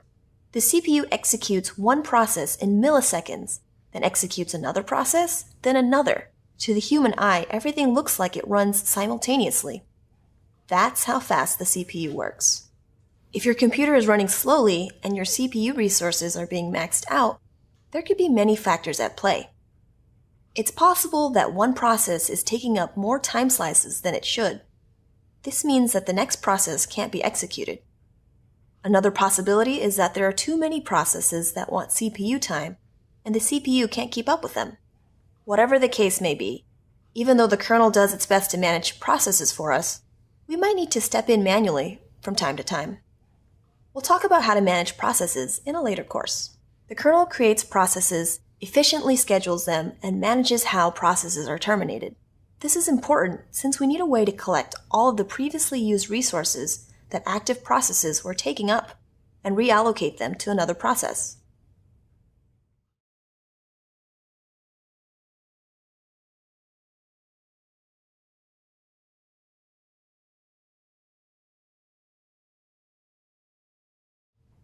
Remember that when a process runs, it needs CPU time, but it also needs memory.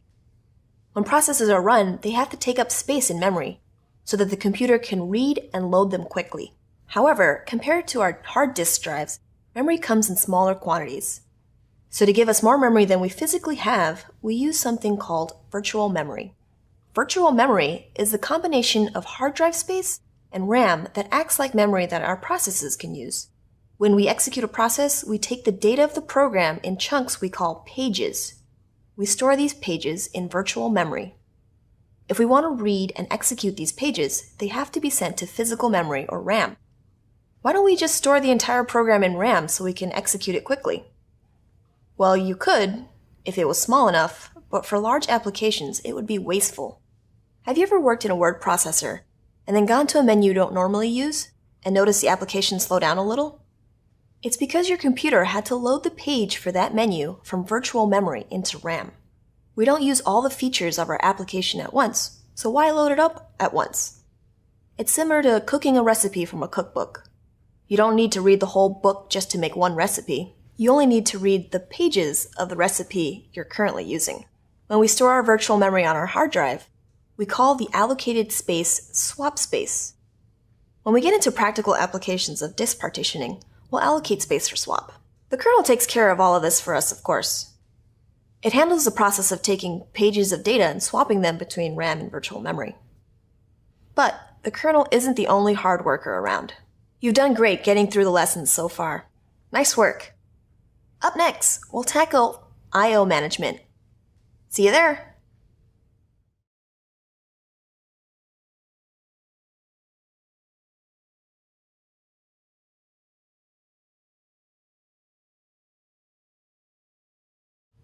So far, we've learned how hard our kernel works by handling files, managing file storage, juggling all the different processes running on our computer, and allocating memory. Another important task that our kernel handles is managing input and output. We refer to devices that perform input and output as I/O devices. These include our monitors, keyboards, mice, hard disk drives, speakers, Bluetooth headsets, webcams, and network adapters. These I/O devices are all managed by our kernel. The kernel needs to be able to load up drivers that are used so that we can recognize and speak to these different types of hardware. When the kernel is able to start up the drivers to communicate with hardware, it also manages the transfer of data in and out of the devices. I/O doesn't just mean the transfer of data between us and our devices. The devices also need to be able to talk to each other. Our kernel handles all the intercommunication between devices. It also figures out what the most efficient method of transfer is, and it tries its best to make sure our data doesn't have errors during process. When you're troubleshooting or solving a problem with a slow machine, it's usually some sort of hardware resource deficiency. If you don't have enough RAM, you can't load up as many processes. If you don't have enough CPU, you can't execute programs fast enough. If you have too much input coming into the device or too much output going somewhere, you'll also block other data from being sent or received. It's slow is one of the most common problems you'll solve in an IT support role. Knowing the potential sources of that slowness is a big help when you're trying to narrow down the cause of the latency. Troubleshooting is such an important part of any IT support role. That's why we'll share some troubleshooting best practices in detail in upcoming lessons of this course. Beyond desktop support, identifying the source of a resource bottleneck in a server or large IT system like a web application can unlock performance gains and new heights of responsiveness for your users.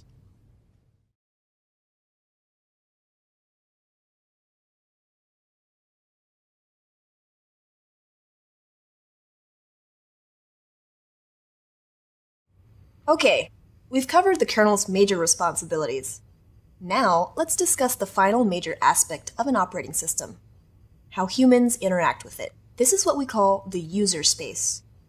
When we interact with an operating system, we want to do certain functions like create files and folders, open applications, delete items. You get the idea. There are two ways that we can interact with our OS: with a shell or a graphical user interface. There are also some shells that use graphical user interfaces, but will work with a command line interface or CLI shell for the most part. This just means that we'll use text commands. A graphical user interface, or GUI, is a visual way to interact with a computer. We use our mouse to click and drag, to open folders, etc.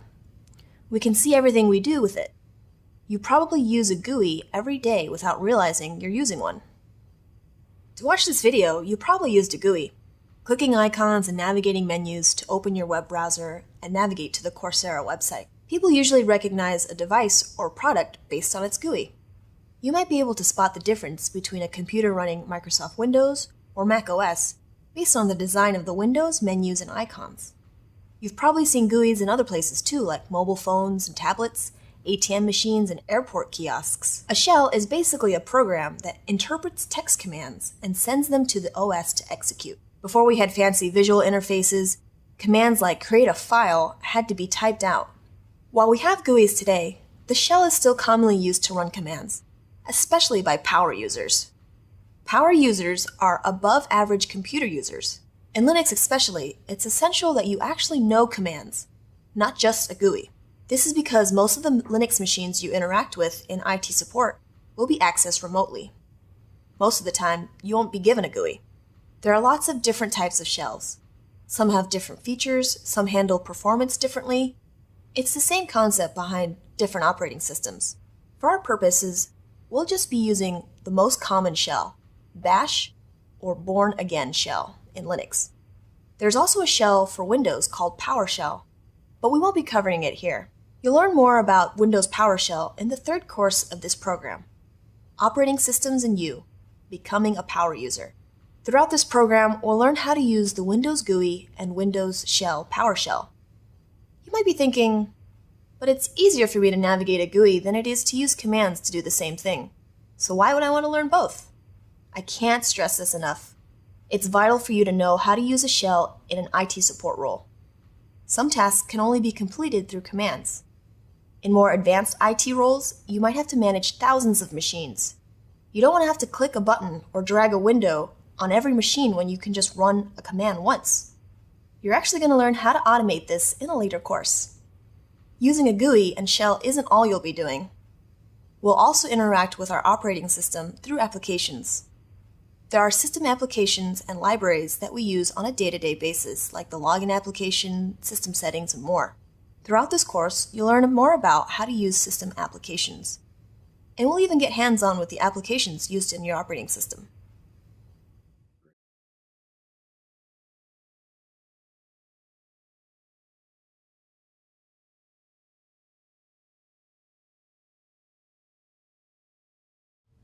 Imagine this scenario.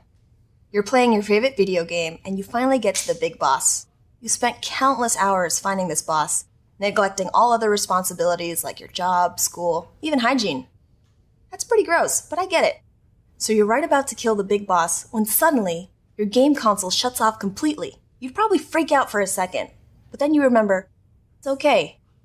You saved the game before the boss came along, so now you can turn it back on and you'll be at the same spot. But then your console shuts off again. This happens over and over. You, like most people, are devastated. You fly into a fit of rage, but then, just before you toss your console out, you make one last-ditch effort and yell, "Tell me what's wrong with you!" Suddenly, you hear a faint voice telling you what you want to hear. Wouldn't that be amazing? Sure, that scenario was a bit exaggerated, but my point is that our computers actually can talk to us and tell us what's wrong. Maybe they won't whisper answers to us, but they speak to us in the form of logs. Logs are files that record system events on our computer, just like a system's diary. Our computer will record events like when it was turned on, when a driver was loaded, and even when something isn't working in the form of error messages. In all operating systems, logs are kept so we can refer back to them when we need to find out something that happened. But logs can be hard to navigate because our computer will essentially record everything. Here's what a log looks like. As you can see, it can be tough to make your way through a log. But with a little bit of elbow grease, we can figure out what happened on our computer and piece together a solution. We'll see an example of how a log is useful in figuring out an issue in a later lesson. We'll dive into the technical details of logs in a later course. For now, just be aware that we can investigate details about our computer that aren't obvious to us. Unfortunately, our computers, cars, and machines don't have a little voice that tells us what's wrong when there's a problem. But by the end of this program, you'll be able to navigate and read logs, so you won't even need it.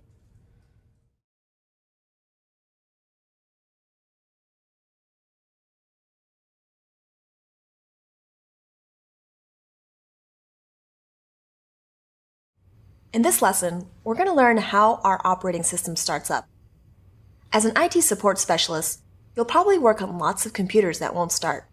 It's important to know the steps an operating system takes so you can help diagnose this sort of issue. Booting a computer or starting a computer comes from the phrase to pull oneself up by one's bootstraps. Basically, it means to start from nothing and follow a series of steps to arrive at a fully operational system. When we start up a computer, we'll use the term boot. For most operating systems, the boot process follows a general pattern, much like how we have different cars start up in the same way. Put in the key, turn on the ignition, etc. Here's a rundown of the boot process. First, the computer is powered on. Remember when we learned about the BIOS UEFI in earlier videos? The BIOS UEFI is a low-level software that initializes our computer's hardware to make sure everything is good to go. So next, the BIOS UEFI runs a process called the Power On Self-Test, or POST. The POST performs a series of diagnostic tests to make sure that the computer is in proper working order. Next, depending on the BIOS UEFI configuration, a boot device will be selected. Devices that are attached to our system, like hard drives, USB drives, CD drives, etc., are configured in a certain boot order. The devices will be checked in this order, and the computer will search for what's known as a bootloader. The bootloader is a small program that loads the operating system. Once our computer finds a bootloader on a device in the listed order, it'll start to execute this program. This will then start to load a larger and more complex program, and eventually loads our operating system. Once the bootloader loads up our operating system, our kernel gets loaded. The kernel controls access to our computer's resources. It also loads up drivers and more so that our hardware can talk to our software. Next, essential system processes and user space items are launched. These include processes like user login, spinning up a desktop environment, and more, which basically allows us to interact with our system. And that's it. After these simple steps, you'll be able to get to work.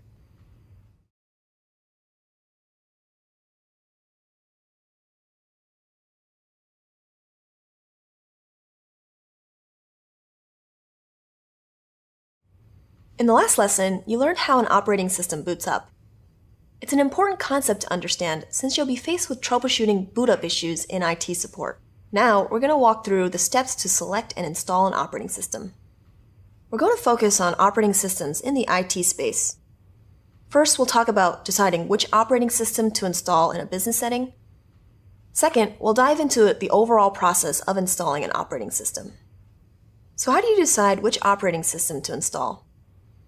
Well, you need to ask yourself a couple of questions. Has the decision already been made? The operating systems in use by an organization have a lot to do with the applications and systems that they need to run.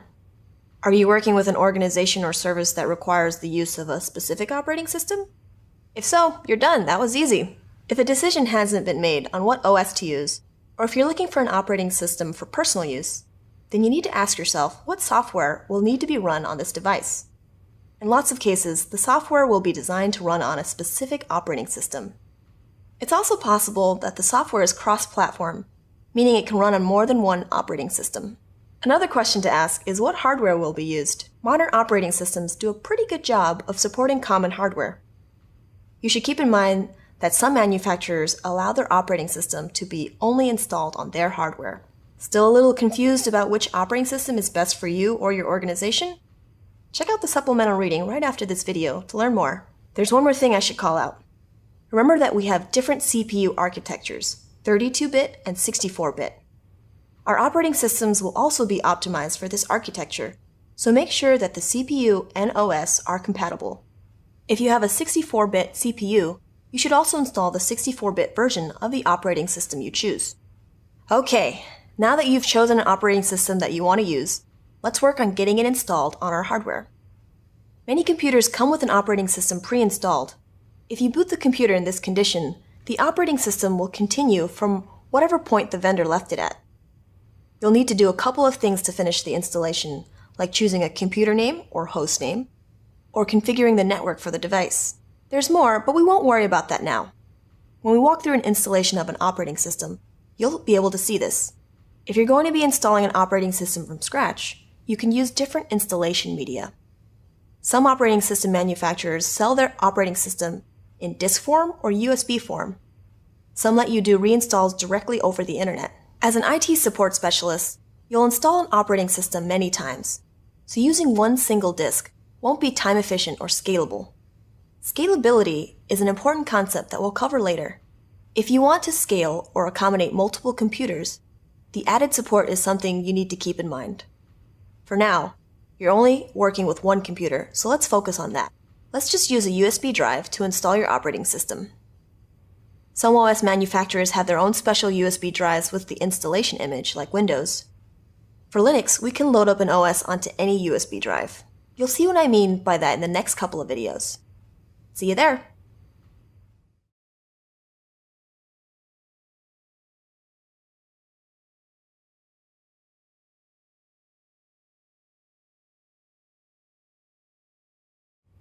Before we start installing our operating system, we need to be familiar with the concept of virtual machines, or VMs. A virtual machine is just a copy of a real machine. Why would you want that? We've been working with physical machines so far, but there are cases in IT support where we need access to a machine that isn't physically in front of us. Let's say I have a Windows machine, and I want to learn another operating system like Linux. I don't want to buy another computer or have two separate operating systems on my disk. Instead, I can use an application like VirtualBox to install Linux and have it completely isolated from my machine. Virtual machines use physical resources like memory, CPU, and storage, but they offer the added benefit of running multiple operating systems at once. They're also easier to maintain and provision. Virtual machines have become a staple in many IT departments, since they allow IT support specialists to create new virtual computers on demand. They can also reclaim the resources they use when they're no longer needed. If you wanted to use software that's only available on one specific OS, it's easier to create a new virtual machine, use the software, and then delete the virtual machines once you're done. Throughout this program, you'll actually be using VMs to perform hands-on exercises. You'll be working on our Quick Labs platform, where you'll be presented tasks to complete from within a lab setting. We list out the specific tasks you'll need to complete, and once you complete the tasks, you'll get the credit for the lab. Let's go ahead and do a quick walkthrough. Okay, let's check out a sample lab. I'm going to navigate to one of the labs that you'll be working with later on.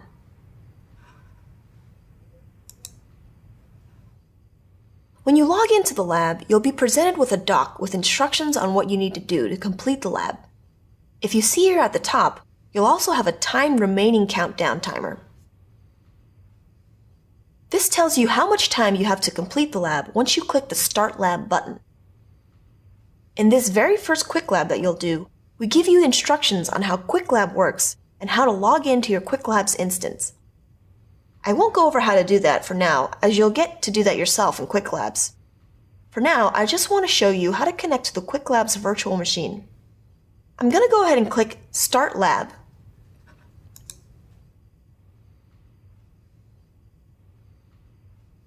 This will create a temporary account for me on the Google Cloud Platform, or GCP, where our virtual machine will be hosted.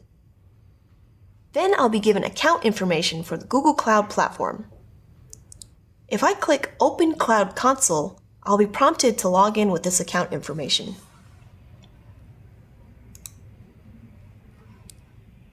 I'm just going to copy and paste this information in the login window here.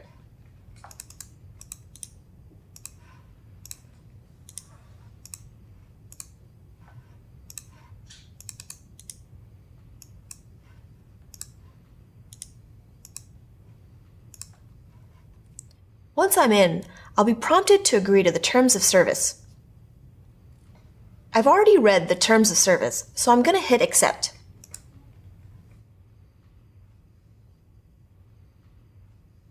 There might be another terms of service agreement you'll have to agree to when you're in the GCP instance. I'm going to go ahead and accept this agreement as well. Okay, now we're in the Google Cloud Platform. Don't worry about all this information in here. It's not important. What is important is on the left-hand side here.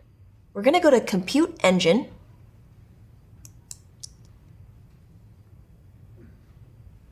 Then we're going to go to VM Instances. Here, you'll see the Windows and Linux instances of this lab. That's right, you're going to be working with both operating systems in Qwiklabs. I'm going to connect to my Linux instance really quick by clicking the SSH button. Again, all of this information is explained in the Qwiklabs instructions. And bam! Now we're connected to a Linux virtual machine. Pretty neat, right? Once I'm in my virtual machine, I just do the tasks in the lab.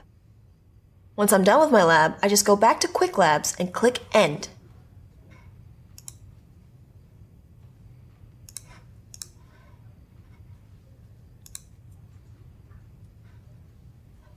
This will grade my work and automatically check that I completed what I needed to do in my lab, then remove my temporary GCP account access. Okay, now that we know what a virtual machine is, you can see how they can be extremely useful. We'll revisit VMs in the future and see their other many uses. We're covering a lot of ground fast. Since we're going to start installing operating systems soon, feel free to review these lessons to make sure you fully understand the fundamentals before moving on.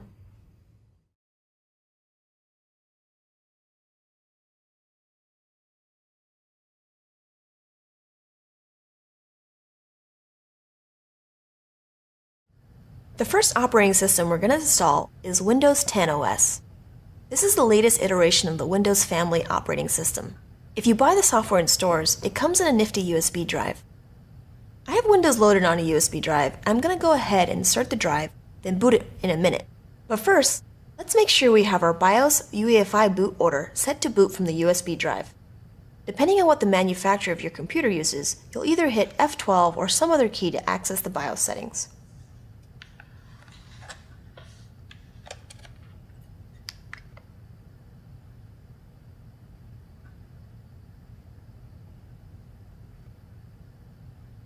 Looks good. Let's just let it run and we'll see it booting from the USB drive. Take note that your installation process might be slightly different depending on the version of Windows.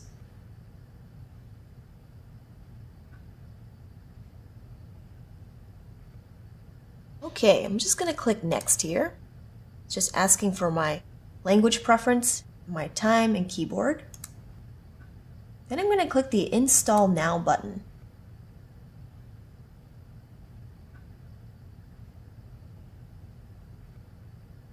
It's asking for a product key. I'm just going to go ahead and skip this. We'll do that later. And it's just asking me to agree to a software license term. So I'm just going to accept. Click Next. All right. Now it's asking which type of installation I want to do. I'm just going to click on Custom because I just want to install Windows. I select the drive I want to install it on.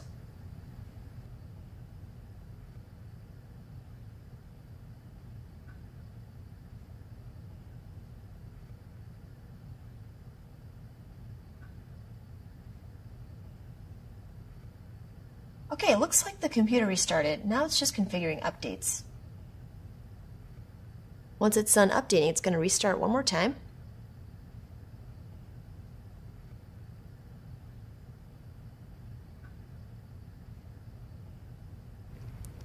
And now we're launched into the screen here that's asking us to enter in the product key. We're just going to go ahead and skip to this for now. We'll do this later. So I'm going to click Do This Later. And now it's asking what kind of settings we want to use. We're just going to click Use Express Settings for now.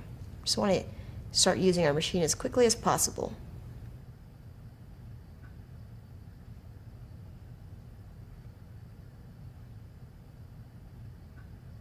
Okay, it's asking us to create an account for this PC. The first field is the username. A username is a unique identifier for a user account. I'm just going to go ahead and use my first name as my username. Next, I'll enter a password. Once that's done, we'll go ahead and finish our setup.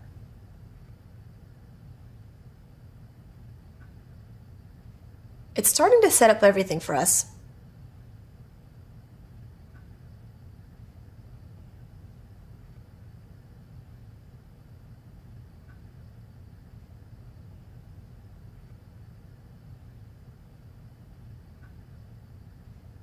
Perfect. Now, here we are inside the Windows 10 operating system.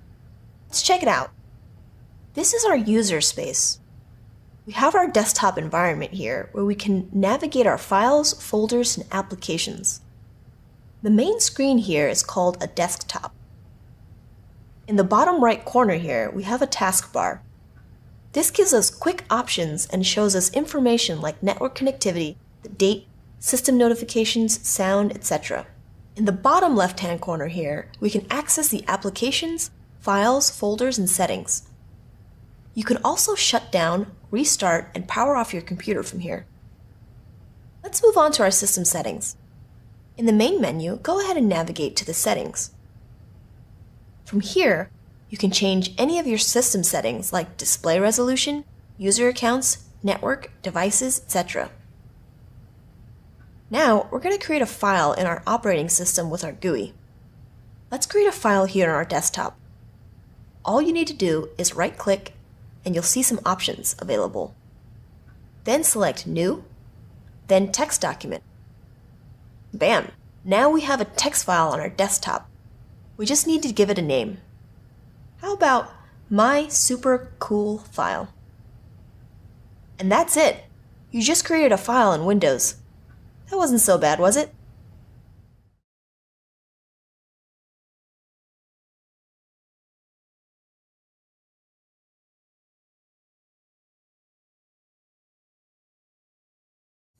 Now that we've seen how Windows is installed, let's go ahead and install the Linux operating system. Remember how I said that Linux has many different versions of their operating system called distributions?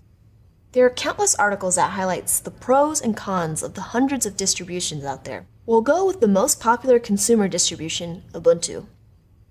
I've already loaded Ubuntu on a plain USB drive. Pro tip, since Ubuntu is open source, you can download the free operating system install image directly from their website and install it using whatever media you like. I've included a link to it in the next supplemental reading. I should also call out that you can't just copy the install file to a USB drive and expect it to work. It has to be copied in a way that makes the USB device bootable from our BIOS. To load the image onto your USB device and make it bootable, you can use a tool like Etcher.io. You can also check out the link to the tool in the reading right after this video. Okay, I'm gonna go power on. And remember, we're gonna make sure that we want to boot from the USB device.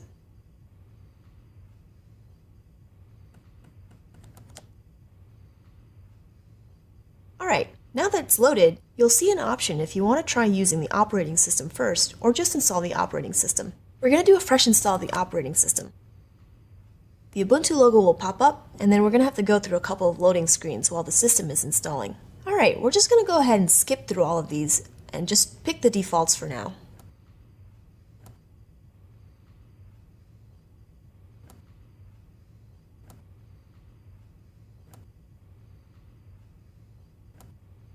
Alright, now it asks us for our name, a computer name or host name, then a username.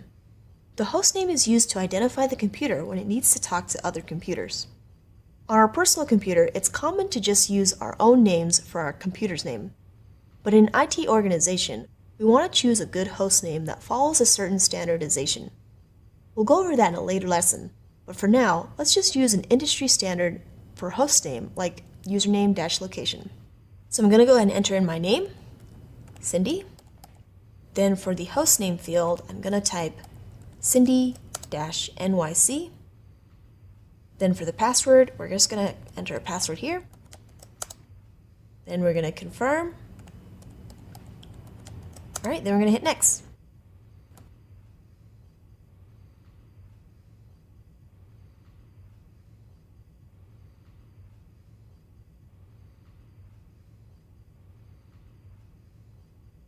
And then it'll ask us to restart once it's done.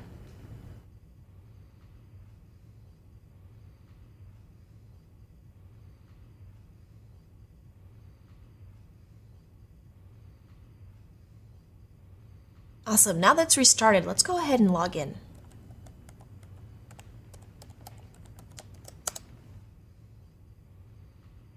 Great, now we're in the Ubuntu desktop environment. Here you can see where applications are laid out. On the left-hand side here, we have a dock that we can add shortcuts to. This layout may change since Ubuntu is changing their desktop environment in the near future. To learn more about this, you can check out the next supplemental reading. On the top right-hand bar here, you'll see quick settings for your computer, like network connectivity, Bluetooth connectivity, sound, and volume. There's also the time, a menu to power off, restart, sleep, and log out of your machine. Let's click on this menu and select System Settings. From here, you can change your system settings like your screensaver, resolution, hardware settings, and more.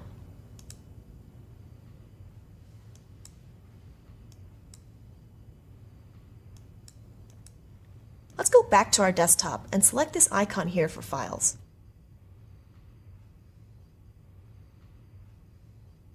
This opens up a window so we can view our files. You can see the different files and folders here. If I click on Computer, I'm taken to the main directory of my system. We're going to get to this in depth in a later course, so for now, I'm just going to head back to my desktop.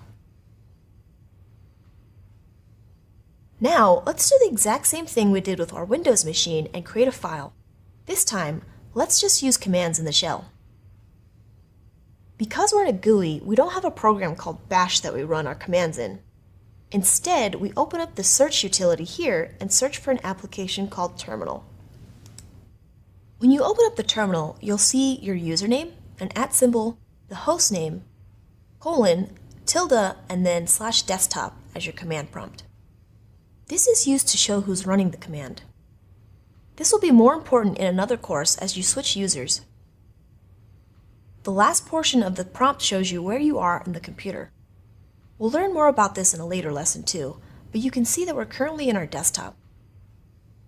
You can verify that we're using the bash shell with a simple command, echo $shell.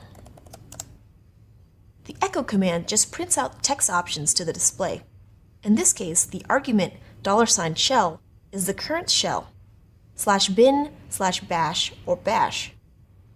You could even do echo hello, and it would display hello, which isn't as useful. Okay, let's create a file in our shell. I'm going to use the touch command. Touch my super cool file. And here, you can see it made a file on our desktop. There are many different commands you can use to make a file, but the touch command is one of the simpler ones. Right now, it might be hard to understand why you have to memorize Linux shell commands when it's easier to use a Windows GUI. If you'll be working with any Linux machines, it's essential that you know these commands. Don't worry, by the end of this program, you should be super comfortable in the shell. Maybe you'll even run commands faster than you can in the GUI.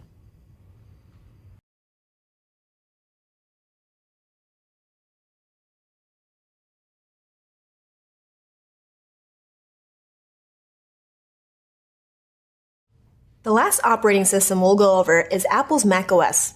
We won't go into too many details about how to use this OS. Instead, we'll focus on the ins and outs of the Windows and Linux OSs. But if you know one operating system, you'll be able to navigate any operating system. Fortunately, all Apple computers come with macOS pre-installed, so we'll just go through the important parts of the operating system. Okay, here's the desktop environment for our Mac.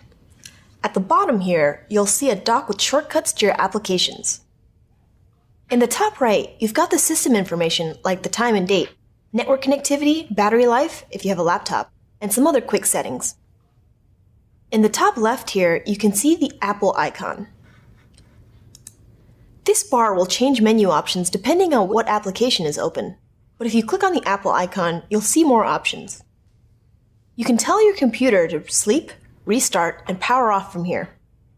The most important thing we want to look at is at the System Preferences menu item.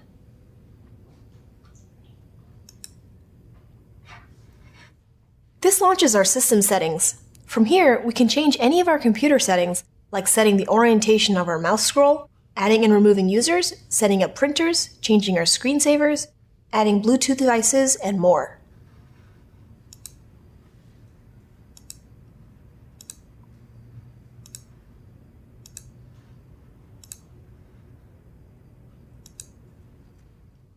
I'm going to click on the desktop now.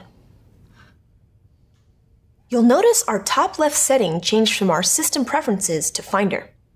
Finder is the file manager for all Macs. If you open a new Finder window, you can navigate the files and folders on your Mac.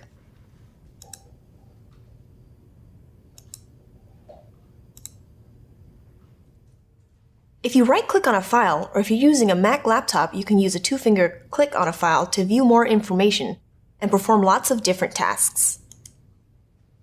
The Mac, which is a completely different operating system than Windows or Linux, operates in a very similar way with similar menu options.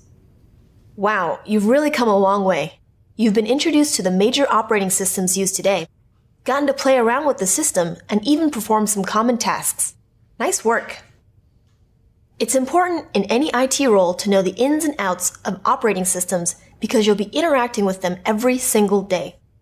We have a separate course that teaches you all the essentials you need to navigate the Windows and Linux OSs. But for now, pat yourself on the back. You just took the first step towards understanding OSs. Installing, managing, and navigating operating systems are all tasks that you'll have to do daily as an IT support specialist. You may even find yourself doing this for hundreds, if not thousands of machines in your fleet one day. Before we send you to the next module, we have 2 assessments for you, which will test you on creating files with both Windows and Linux. You can always go back and review the videos again if you need a refresher.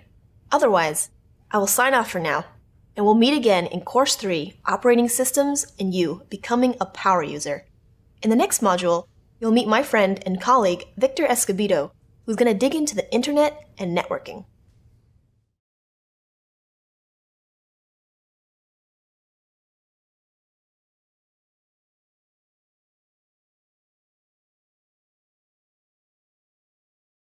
When most people think of the internet, they think of a magical cloud that lets you access your favorite websites, shop online, and view a seemingly endless stream of cat pictures.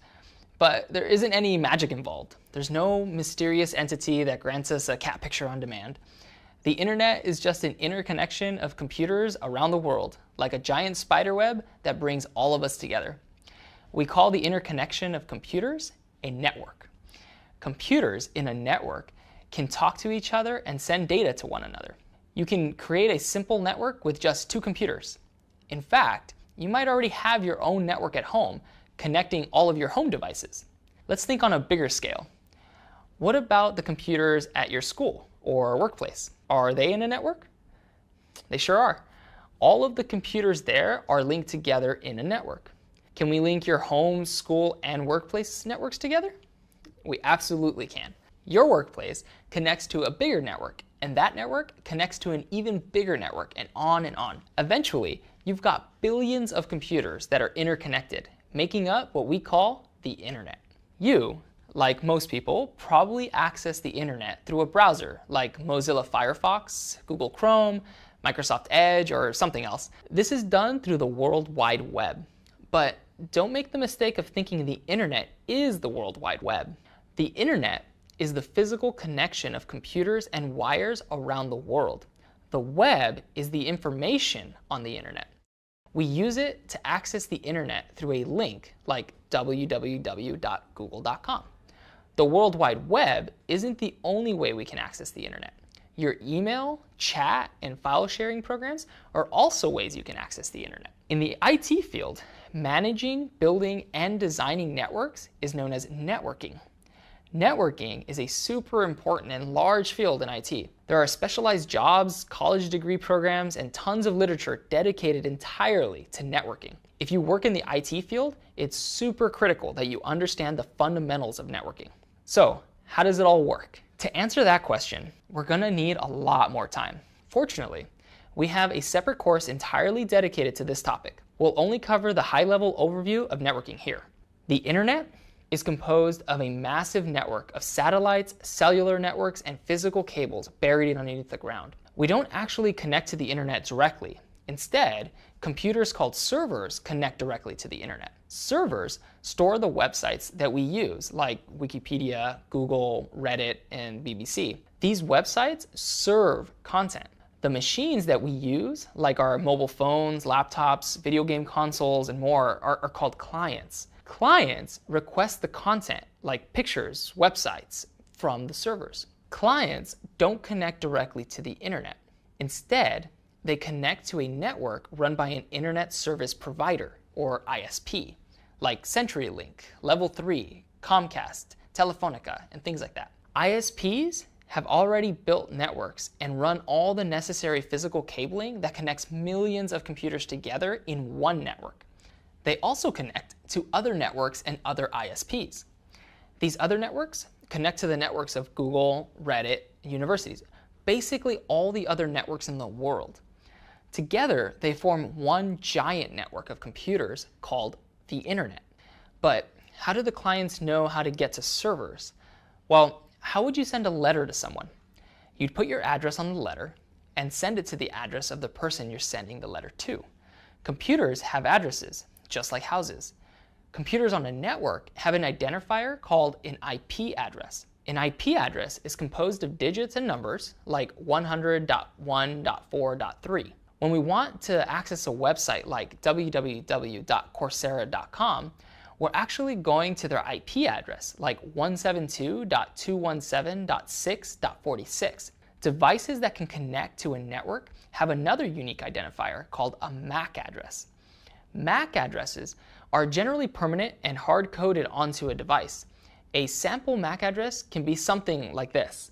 When you send or receive data through a network, you need to have both an IP and a MAC address. You might be wondering why we need to have two different numbers to identify something. That's a good question. Think again of the letter analogy we used before. An IP address is your house address, while the MAC address is the name of the recipient of the letter. You want to make sure your letter gets to the right location and to the right person. A more simplified example of the letter delivery would go like this. I'm in New York City, and I got a letter that I want to send to a friend, May. May's halfway across the world in Tokyo, so our letter will go through lots of places before it reaches her. I put her name and address on there, and I also put my name and address on there too. When I drop my letter off at the post office, the mail person looks at it. He thinks, I don't know how to get to Tokyo from here, but there's a truck that's headed to Texas. He puts my letter in that truck. At the post office in Texas, a mail person looks at the letter and says, I don't know how to get to Tokyo from here, but we have a truck going to San Francisco. She puts my letter in that truck. At the post office in San Francisco, yet another mail person looks at my letter. He says, oh, there's a plane headed to Tokyo, and puts the letter on that plane. When it finally reaches Tokyo, the postman there says, oh, I know where May lives, and delivers the letter to her. Obviously, there are many more nuances to mail delivery than what I described, but this process is similar to how information gets routed across the internet. One thing to call out is that data that's sent through a network is sent through packets. They're little bits of data, and you guessed it, ones and zeros. It doesn't matter if it's pictures, email, music, or text. When we move data through the network, we break them down into packets. When a packet gets to its destination, it will rearrange itself back in order. Think of a packet like a letter. Let's actually look at this process again, but this time we'll use IP addresses and MAC addresses. Natalie has a computer with IP address 113.8.81.2, and she wants to go to google.com and search for pictures of cats. Before she does that, her computer has to send a packet to ask google.com if it can access their website. Our packet knows google.com's IP address is 172.217.6.46, but it doesn't know how to get there just yet. The packet travels from one place to another at each destination where it asks, hey, do you know where google.com is? Eventually, it'll be routed to another destination that can get the packet closer and closer to google.com. Once it reaches a destination that can deliver the packet to a server at google.com, Google will send Natalie a packet saying she can access an unlimited number of cat pictures. There are many technical details that we left out in this explanation, but don't worry, you'll learn all about the nitty-gritty in the networking course of this program. For now, this is what you need to know about the not-so-magic of the internet.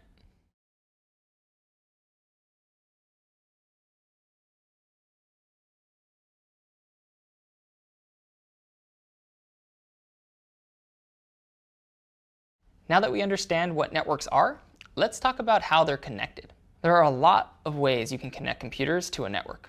We'll only cover a few of the major ones in this course.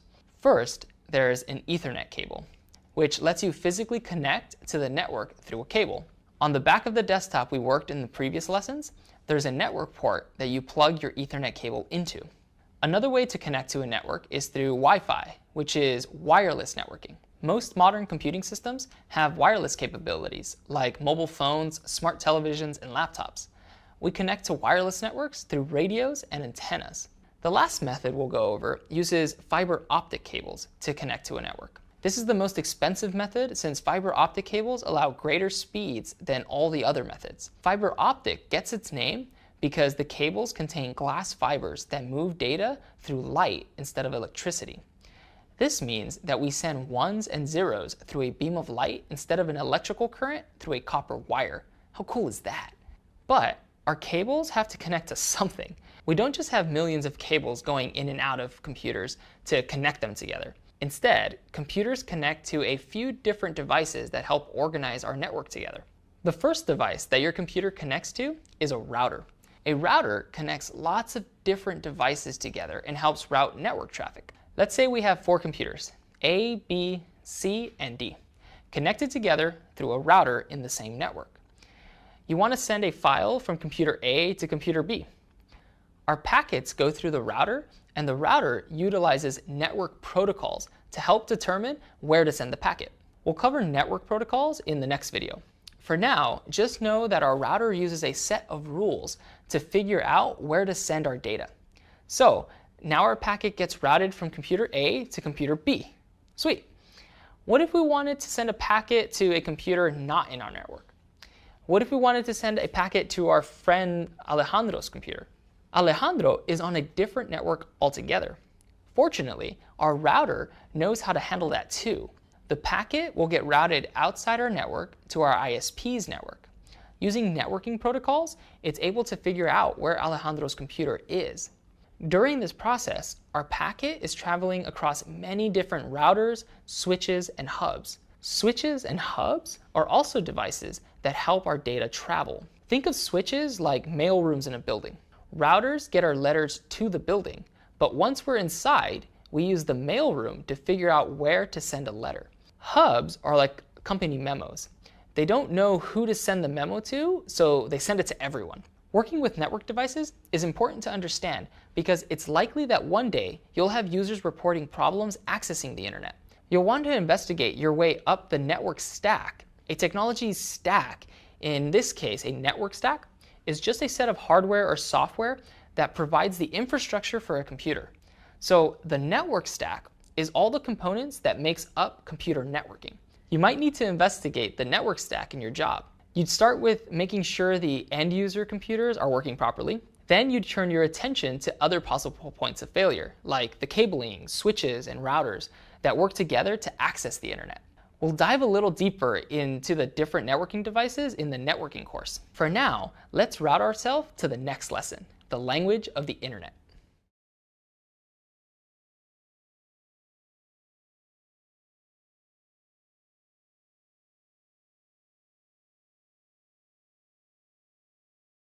We talked briefly about the networking protocols our devices use to help our packets get from one destination to another destination. But what are they? There are lots and lots of network protocols used, and they're all necessary to help us get our packets in the right place. Think of network protocols like a set of rules for how we transfer data in a network. Imagine if you sent a letter to your friend Sasha, who lives in California, but your post office sends it out to another Sasha who lives out in New York. That would hopefully never happen, since the post office has rules that they follow to make sure your letter is sent to the correct address. Our networking protocols do the same thing.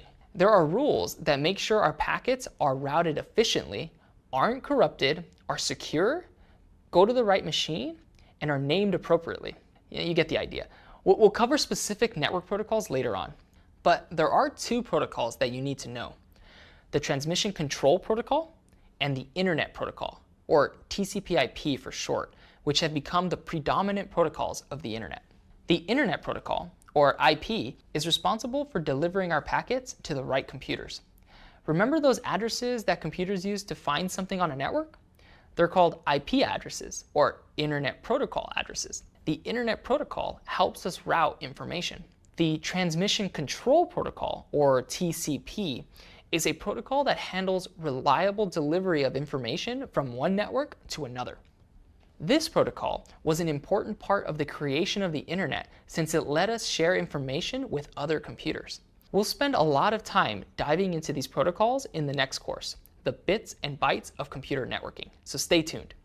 For now, you've got a high-level understanding of how the internet works with TCP/IP.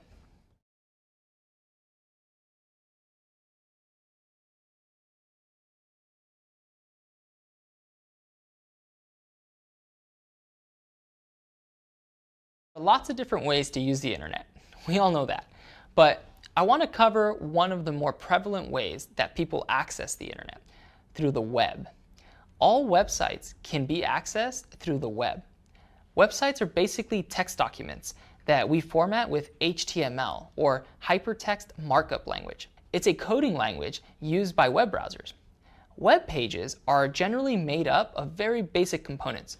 They contain multimedia content like text, images, audio, and video. When you want to navigate to a website, you would type in a URL like www.reddit.com. A URL, which stands for Uniform Resource Locator, is just a web address similar to a home address. Notice the www in the URL? It stands for World Wide Web. The second portion, reddit.com, is something we call a domain name. Anyone can register a domain name. It's just our website name. Once a name is taken, it'll be registered to ICANN, the Internet Corporation for Assigned Names and Numbers. Once a domain name is registered with ICANN, no one else can take that name unless it becomes available again. The last part of the URL, in this case, is .com, but you can also use different domain endings like reddit.net or reddit.org. The different domain name endings are standards for what type of website it might be. So a domain that ends in .edu is mainly used for educational institutions. Remember how computers use IP addresses to find another computer? Well, you can do the same if you wanted to find a computer on the internet. Let's go ahead and type 172.217.6.46 into a web browser and hit enter. Wait a minute, what happened? How come we're at Google's homepage? It turns out the IP address 172.217.6.46 maps to Google's homepage through a Critical Web Protocol Domain Name System, or DNS. DNS acts like our internet's directory and lets us use human-readable words to map to an IP address. The computer doesn't know what google.com is. It only knows how to get to an IP address. With DNS, it's able to map Google's IP address with google.com. Every time you go on a website, your computer is performing a DNS lookup to find the IP address of the website name you typed in. This trick can be a good first step in diagnosing certain kinds of DNS issues. So if you're able to access a website by its IP address, but not its human-readable domain name, then there's a good bet that there's probably a problem somewhere in the DNS configuration your network is using. Understanding IP addresses can come in handy in all sorts of other situations you might encounter as an IT support specialist. The source of internet requests are usually identified by IP addresses in server logs. Many pieces of IT infrastructure need to have some kind of IP address configuration applied to them in order to work. DNS is a huge system, and we'll be discussing more about it later. Now that you understand the basics of how the internet works, I'll sign off for now and leave you in the very capable hands of my friend and colleague Gian Spicuzza. I'll see you again in Course 2, the bits and bytes of computer networking. But in the next lessons, Gian is going to talk about the incredible boom of the internet age.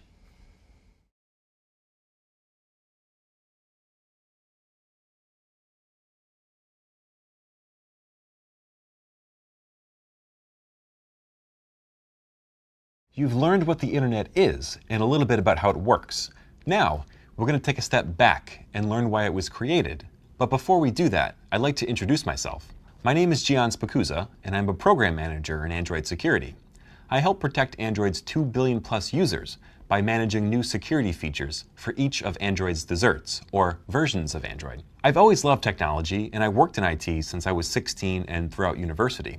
I would fill my pastime reading about new tech and building servers from old computer parts in my basement. My earliest memory of working on tech is waiting for my parents to go to sleep so I could quietly dial up the internet while the phone was free and just browse websites all night long and read about random tech things.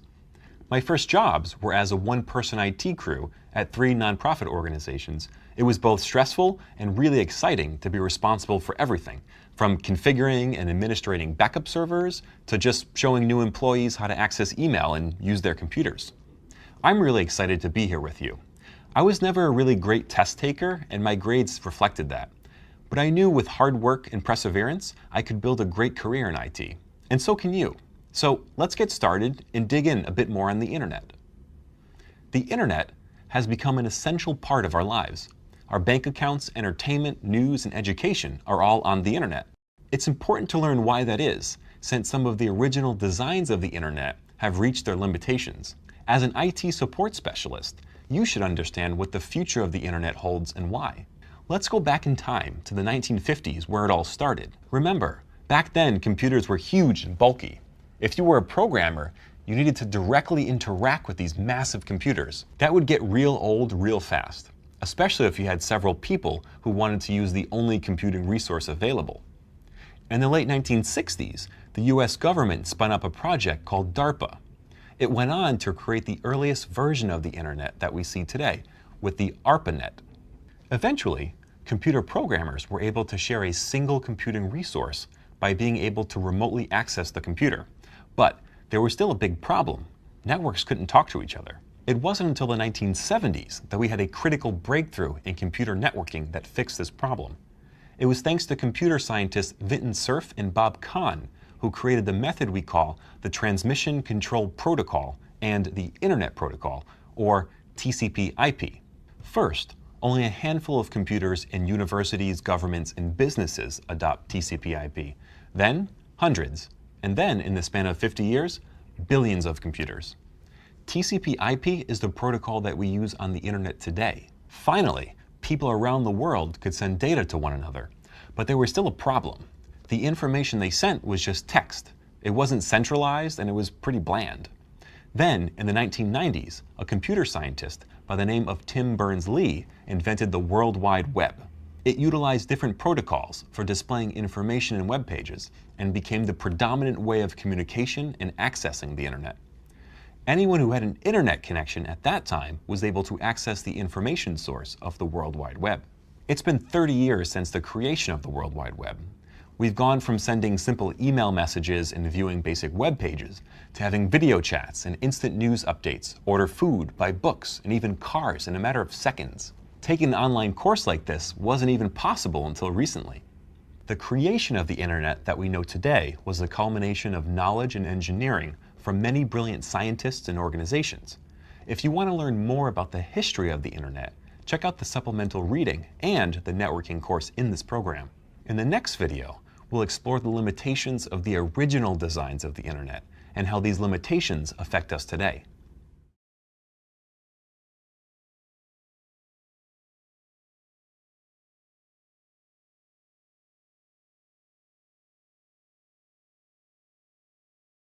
We've mentioned IP addresses a lot in this course, but we haven't actually gone into detail about them. There are actually different versions of IP addresses. The current protocol, Internet Protocol version 4, or IPv4, is an address that consists of 32 bits separated into 4 groups. Remember, 42 bits is 4 bytes, and 1 byte can be stored up to 256 values from 0 to 255. So IPv4 addresses can be something like 73.55.242.3. Even though it might seem like a lot of possible IPv4 addresses, there are less than 4.3 billion IPv4 addresses. There are way more than 4.3 billion websites out on the web today. Some IPv4 addresses are even reserved for special purposes, so the number of usable IP addresses is even less. A device that wants to connect to the internet needs to have an IP address. But devices around the world have already exceeded those numbers. So where have we been getting IP addresses? IP addresses have been able to keep up with the amount of devices in the world thanks to IPv6, or Internet Protocol version 6 addresses. IPv6 addresses consist of 128 bits, 4 times the amount that IPv4 uses, which means way more devices can have IP addresses. The adoption of IPv6 addresses has been slow but steady. Eventually, you'll start seeing more and more IPv6 addresses in the wild. An example IPv4 address can be something like 172.14.24.1, but an IPv6 address can be something like what you see here. Quite a bit of a difference, don't you think? Here's an analogy for how big this difference is between IPv4 and IPv6. With IPv6, there are 2 to the 128th power possible IP addresses. 2 to the 128th power is an insanely huge number. So huge that scientists had trouble describing with words just how big this number is. So here's an analogy. Think of a grain of sand. If you scoop up a handful, do you know how many grains you have in your hand? Probably a lot, but that's not even close to the number we're talking about. Now, take all the grains of sand in the entire world. Assuming there are roughly 7.5 times 10 to the 18th power grains of sand in the world, that still wouldn't be enough IPv6 addresses. Now, let's take all the sand from multiple Earths. Now you're close to what that number would be. It's a crazy large number. Just know that we won't be running out of IPv6 addresses anytime soon. Another mitigation tool that we've been able to use is NAT, or Network Address Translation. This lets organizations use one public IP address and many private IP addresses within the network. Think of NAT like a receptionist at a company. You know what number to dial to get to the company, and once you reach the receptionist, he can transfer your call to one of the private numbers inside the company. Now, instead of companies using hundreds of public IP addresses, they can just use one IP address. Remember the routers we talked about earlier? One task you might need to perform when you're an IT support specialist is to configure NAT on a router to facilitate communication between your company's network and the outside world. There are lots of other limitations that we've had to deal with. You'll learn more about them in the networking course. For now, you should have a general understanding of why IPv4 is so limiting for us today, and how IPv6 helps solve that problem.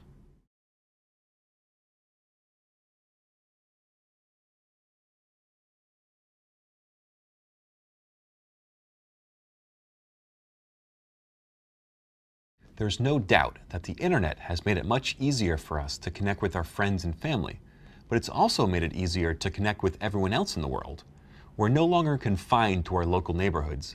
Decades ago, if you wanted to sell something, you'd place your goods in your driveway and put up signs for a garage sale. The only way someone would see this is if they drove by your neighborhood and saw your sign. We got a little more savvy and started advertising in our local newspaper. We had to pay to list our ad, but at least we were able to reach more people in our neighborhood. Then the internet boom happened, and we could use sites like Craigslist to post an advertisement for free and reach more people in our city. Then we were able to sell to people outside of our city, to cities in other states. Eventually, we could sell to people outside of our own country, all thanks to the internet. Globalization is the movement that lets governments, businesses, and organizations communicate and integrate together on an international scale. It's been made possible by the internet and information technology. Countries can communicate with each other faster. News happening on the other side of the world reaches us before we can blink. And global and financial trade have increased dramatically. Globalization has transformed almost every aspect of human society as we know it. Media and social movements have become globalized too. In 2011, several countries in the Middle East started riots and protests against their government regimes, known as the Arab Spring protests. Because of outlets like social media, their movement gained worldwide attention, and citizens of many different countries banded together to take collective action. Social media movements like this have been going on for years, gathering together people from all over the world and unifying them under a single cause. The internet has also dramatically changed the way we consume entertainment. A few years ago, if you wanted to watch something on TV, you had to actually sit in front of your TV right when it aired, or else you'd miss it. Then we started recording our shows, first on VHS and then on things like TiVo, so we could watch them later. But now we have access to more TV shows and movies than we can ever watch in our entire lifetime right at our fingertips. What if you wanted to listen to a new song by your favorite band? You used to have to wait until they released their album in a store. And you couldn't just buy one song, you had to buy the entire album on a CD, cassette tape, or even a vinyl record back in the day. If you wanted to get the day's news, you had to wait until the next day when the newspaper would print it. Even then, you weren't able to get a fraction of a fraction of a fraction of the news you can get on the internet today. Retail stores aren't the only place you look when you want to buy something anymore. Now you can order food, clothes, books, and well, just about anything on the internet. But you don't just buy stuff off the web, you can even get an education. Colleges and universities worldwide are taking education out of the classroom and putting it into your homes. Online courses are becoming a popular way for people to get a quality education at a more convenient location, time, and price. And it's not just degrees. There's an almost infinite amount of educational tools available on the internet. A few years ago, all this information on the internet had to be reached through your laptop or desktop. Now, more than ever, people are going mobile and can access all of this information with their smartphones. It's truly an amazing time to be alive in this technological age. So the takeaway here is that the only constant in the field of technology is change. And as an IT support specialist, you'll have to stay on your toes to keep up with this dynamic, shifting landscape.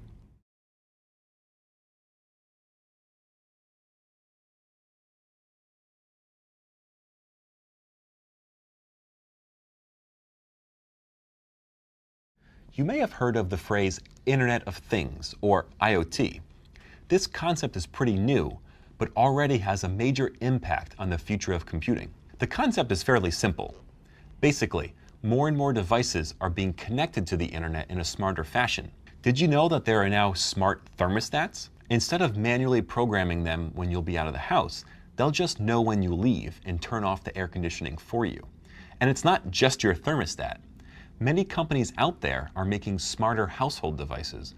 There are fridges that can keep track of what foods you have in there, toasters that can be controlled by your smartphone, lights that can change depending on your mood, and cars that drive you instead of you driving them.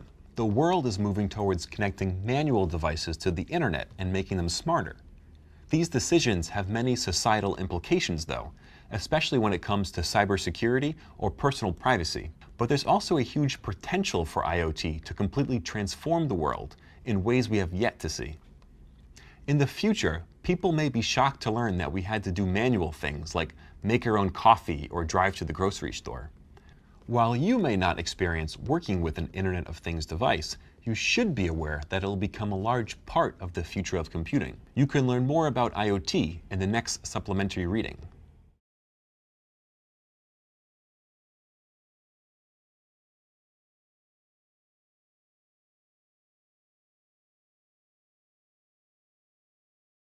The added convenience made possible by the internet also makes it harder and harder for us to maintain anonymity. When you purchase something online, your buying habits can be logged and you may be targeted with marketing. Even when you want to do something simple, like book a dinner reservation, your name, phone number, email, and maybe even a credit card number are required. Now think about the information you post publicly. Name, pictures, family, friends, and even your location may be available to anyone online. Be aware of what you're sharing by reviewing the privacy policy of a service before you use it. It's up to you to decide if the trade-offs of a service are worth sharing your personal information. In most cases, companies are trying to build great products that make our lives easier. They may offer their products for free because you provide them with free data. Just make sure your information won't fall into the wrong hands. Privacy doesn't just affect us on a personal scale. It's also become a concern for governments. In Europe, data regulation and privacy are strictly protected to help EU citizens gain more control over their personal information. COPPA, or the Children's Online Privacy Protection Act, also regulates the information we show to children under the age of 13. There are many more examples of government regulation of privacy. It's no longer something we can think of on an individual scale. Another concern that's grown with the rise of the internet is the issue of copyright. Imagine you create a beautiful graphic and upload it on the web for your friends to see. Then some random stranger takes your graphic, claims it as their own, and sells it for profit. Thankfully, several companies have been founded and designed specifically to help solve this issue of copyright and intellectual property theft. There are also efforts in place that you've learned about, like open source projects that benefit from being on the internet. In these cases, open collaboration allows a project to thrive. On top of privacy and copyright considerations, computer security is another issue that you may face in both your personal and professional life. More and more companies are being targeted in cybersecurity attacks. For example, the WannaCry attack that started in Europe infected hundreds of thousands of computers across the world. The financial loss of that attack has been estimated at over $1 billion. Hospital computers were even infected. In a critical, life-threatening moment, every second matters. Not being able to perform basic medical duties, like pulling medical records, took time away from doctors and nurses, and more importantly, the lives of their patients. Before the WannaCry attack, there were lots of other worldwide attacks. In 2011, the Sony PlayStation Network was attacked, and around 77 million user accounts had personal information exposed. Everything from entire governments to businesses that handle the data of millions of people have been compromised. Computer security is no longer the job of specialized security engineers. It's everyone's responsibility. And as an IT support specialist, you'll need to have a fundamental understanding of computer security. You'll get to learn these fundamentals in the course IT Security, Defense Against the Digital Dark Arts, which I'll be teaching you. I spend every day working in security. I love working in the field because I get to help protect people and their devices from all over the globe. The security course in this program teaches you just that. You'll also learn what threats are out there and how you can prevent and mitigate them, and how to secure your workplace. Next up, you're going to meet my buddy, Phelan Vendeville, who's going to introduce you to software. But before that, we've got a quick quiz we've cooked up for you on all the topics we've covered so far. Take your time and good luck.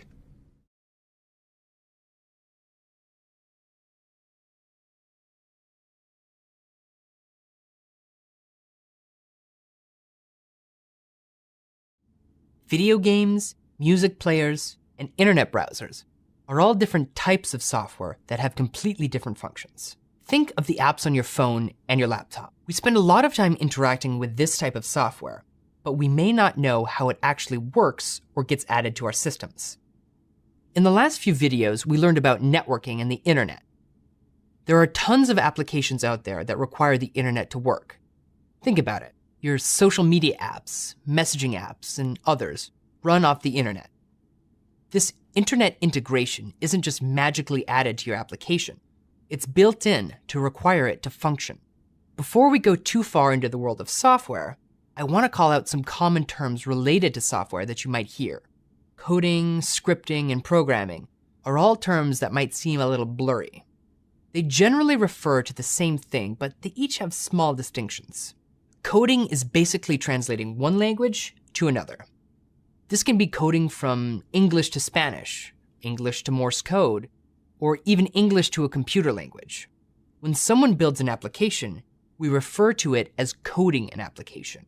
Scripting is coding in a scripting language. We'll talk about scripting languages in a later lesson, but scripts are mainly used to perform a single or limited range task. There are languages we can use to build these. Programming is coding in a programming language. Programming languages are special languages that software developers use to write instructions for computers to execute. Larger applications like your web browser, text editors, and music players are all usually written in programming languages. When we use the term software, it generally refers to something that was programmed. We'll use these terms pretty interchangeably, so don't sweat the details. Now, onwards and upwards. So, what is software made of, and who builds it? It's a great question. Anyone who knows a programming or a scripting language can use it to write code. There's a huge demand for this skill set, and it's becoming easier for someone to learn to code. If you're going to be working in IT, it's important that you understand how software works and how it gets installed on your systems. You might encounter software errors or just good old-fashioned failures, and you need to understand how to deal with them. By the end of this module, you'll be able to understand what software is, how it works, and how to install it, remove it, and update it, all within the Linux and Windows operating systems.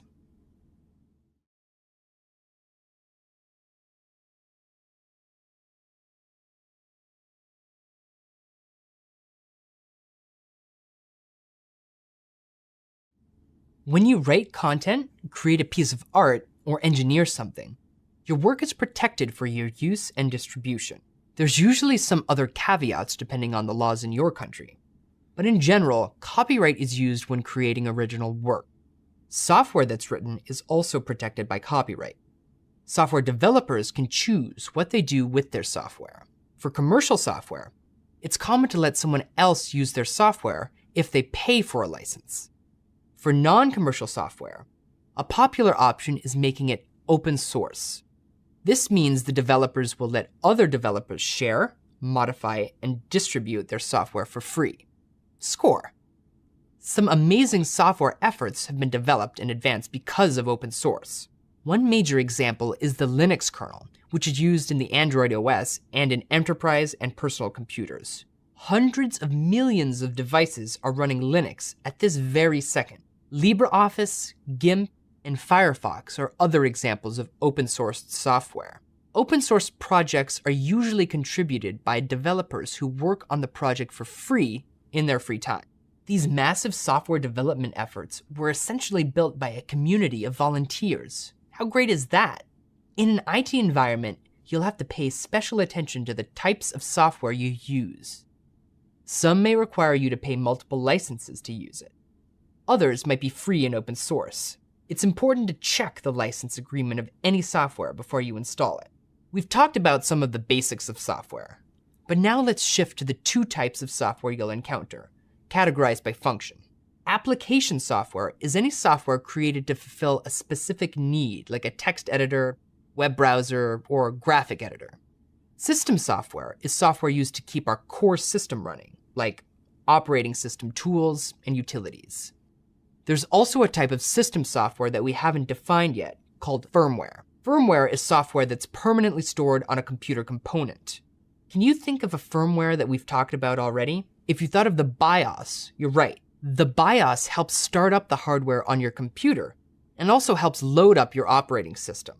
So it's important that it's in a permanent location. I should also call out software versions. These are important because they tell us what features were added to a specific software iteration. You'll encounter lots of software versions while you work with software. Developers might sometimes use a different standard when distinguishing a version, but in general, the majority of versions follow a sequential numbering trend. You might see something like this: 1.2.5 or 1.3.4. Which of these do you think is the newer version? It's 1.3.4 because it's a larger number than 1.2.5. You can read more about software versioning in the supplemental reading. You'll have to work with all kinds of software. Fortunately, it basically all works the same way. Once you learn how one piece of software works, you'll understand how others might function. We're going to learn how in the next few videos.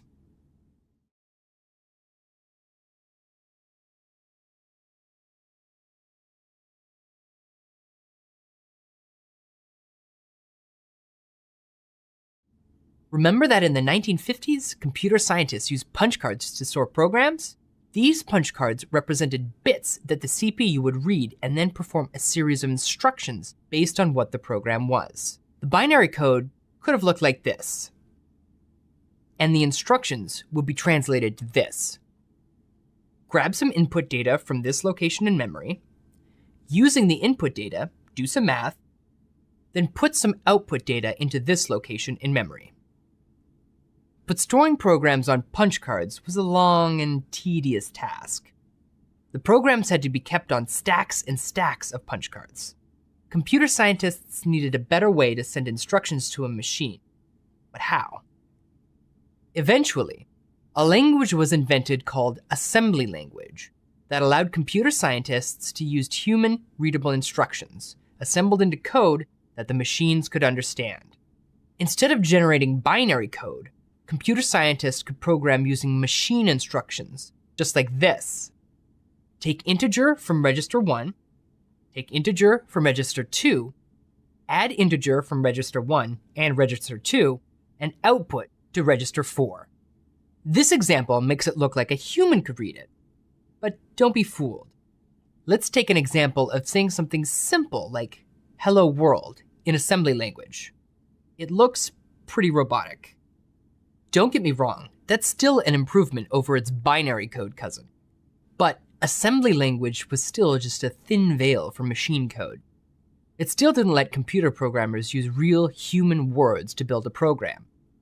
And a program that was written for a specific CPU could only be run on that CPU or family of CPUs. A program was needed that could run on many types of CPUs. Enter compiled programming languages.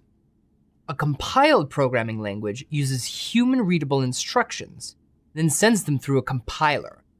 The compiler takes the human instructions and compiles them into machine instructions. Admiral Grace Hopper invented this back in 1959 to help make programming easier.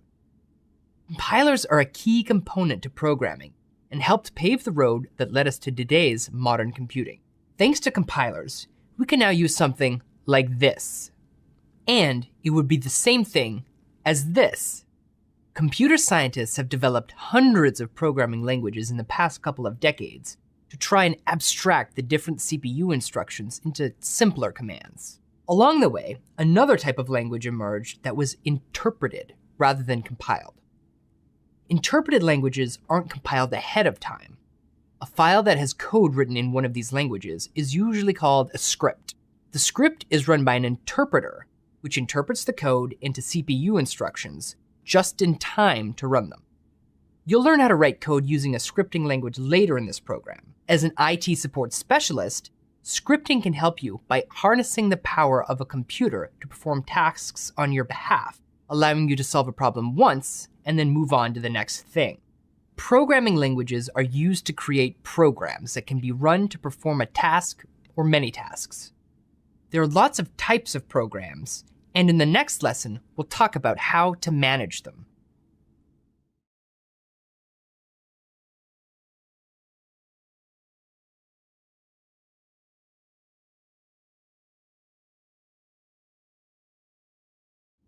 Program, software, and applications are terms that are synonymous with each other. For now, we'll go ahead and use the term software to refer to any of these. We've already had a rundown of the different types of software. There are certain types of software that perform specific functions, like drivers, which allow us to interact with our hardware. There are applications that we use for our day-to-day job functions. And there are utilities that we use, like a calculator, settings, and other tools. With the seemingly endless options for software, how do we know which ones to use? How do we deal with them in a workplace setting and in our personal lives? Software is always changing. Developers are releasing updates, software companies change, features are added, and so on. This constant change is completely out of our control, and it can cause a lot of headaches in the IT world. Let's say the company that builds your payroll system pushes out a software update that causes settings to change, or even worse, completely breaks the compatibility with your own company. It can happen. You should always test new software before letting your company use it. Another thing to worry about is old software. When you run old software on your machine, you risk being exposed to cybersecurity attacks that take advantage of software bugs. A software bug is an error in software that causes unexpected results. We'll deep dive into computer security in a later course. For now, know that software updates usually contain critical security updates and new features, and have better compatibility with your system. A good guideline is to update your software constantly. Another problem that plagues the IT world when it comes to software is software management. If you're setting up a computer for someone, you want to make sure that they'll have all the necessary tools they need to hit the ground running. That means you'll need to install all the software required for their job. That may also mean that sometimes you'll want to remove software that isn't required for the job. We may not realize if a piece of software we installed is malicious software, which causes harm to your computer. It's always a good idea to check if software comes from a reputable source before you install it. A common industry practice is to not allow users to install software without administrator approval. This prevents users from installing unwanted software because they're actually blocked with an error message that says they need an administrator to enter their login credentials. Before we get too far ahead of ourselves, let's cover the basics of software management, which include installing, updating, and removing software. In the videos up next, we're going to walk through how to do these steps in a Windows environment and a Linux environment. Ready, set, go.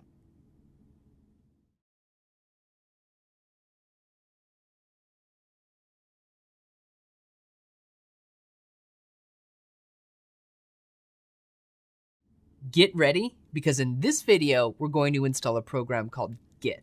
Git is a version control system that helps keep track of changes made to files and directories. Like how some word processors today have a revision history feature. If you didn't like something you wrote, you can just go back to a previous version. First, we're going to grab the install program from Git's website. We're going to download the 64-bit executable. Remember from an earlier lesson that we're using a 64-bit CPU architecture, so we should install 64-bit applications for better compatibility. Next up, you'll see the file extension .exe. This is a little different than the text or image file extensions we've seen up until now. .exe is a file extension found in Windows for an executable file. We'll learn more about this in a later lesson too. For now, just double-click on this, and it'll ask us if we want to install the file.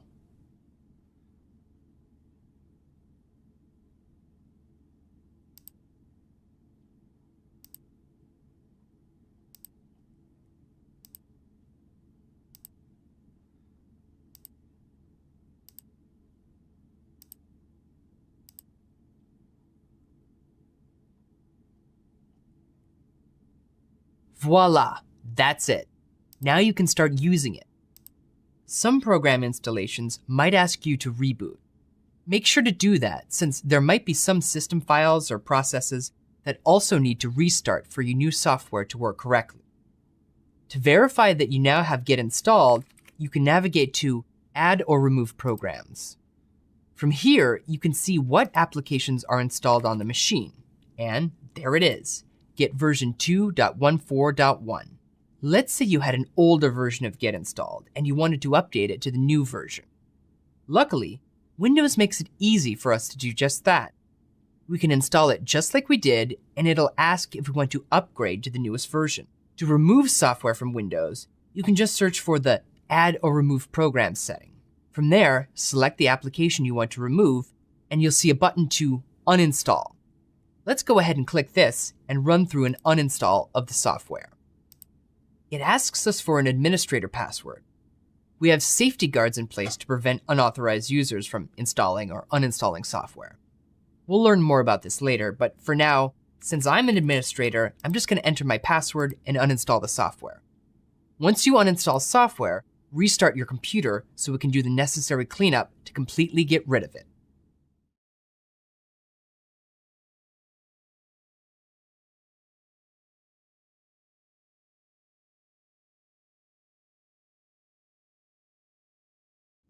You're doing awesome.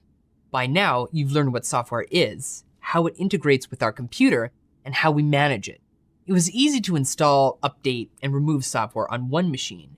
But what if you had to do that for multiple machines? That would take up a lot of time. If only there was a way we could have it done automatically for us. Spoiler alert, there is. We use software to help us with this. There are lots of tools out there that help make managing computers easier. We use automation for this. Automation makes processes work automatically. You can even use the tools of automation like programs and scripts to help you with troubleshooting issues. So instead of reading hundreds of lines of log files manually to discover when a particular error occurred on a computer, you could write a script to read the log for you and print out only the relevant line. Software has many uses, including making processes more efficient and easier. You made it all the way through software. Nice work. Next, you'll meet Marty Clark. She's your instructor for troubleshooting, and will talk to you about how good customer service is critical to IT support. In the meantime, work hard, soak up a ton of knowledge, and have some fun along the way.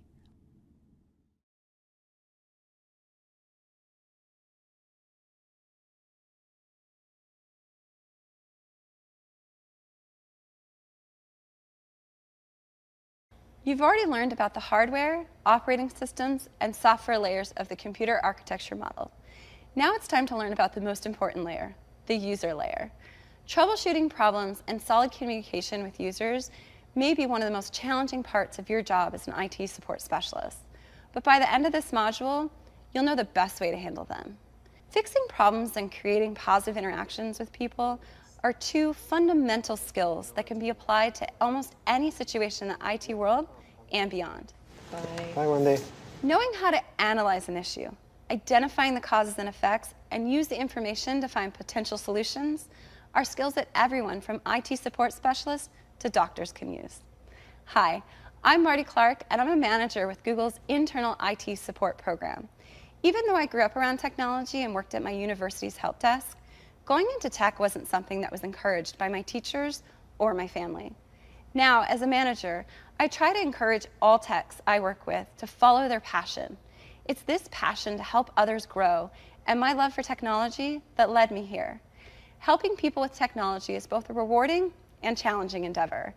I encourage my team to take advantage of their work with users to spin up ideas, solutions, and opportunities for improvement.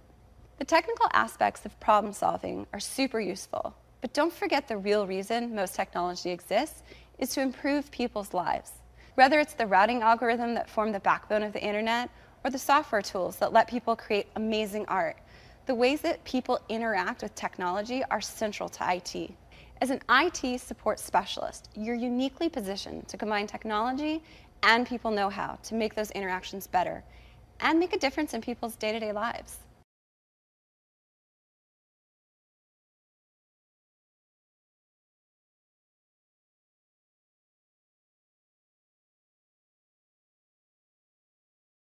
How would you respond if I asked you, do you know how long it'll take me to get to the bank?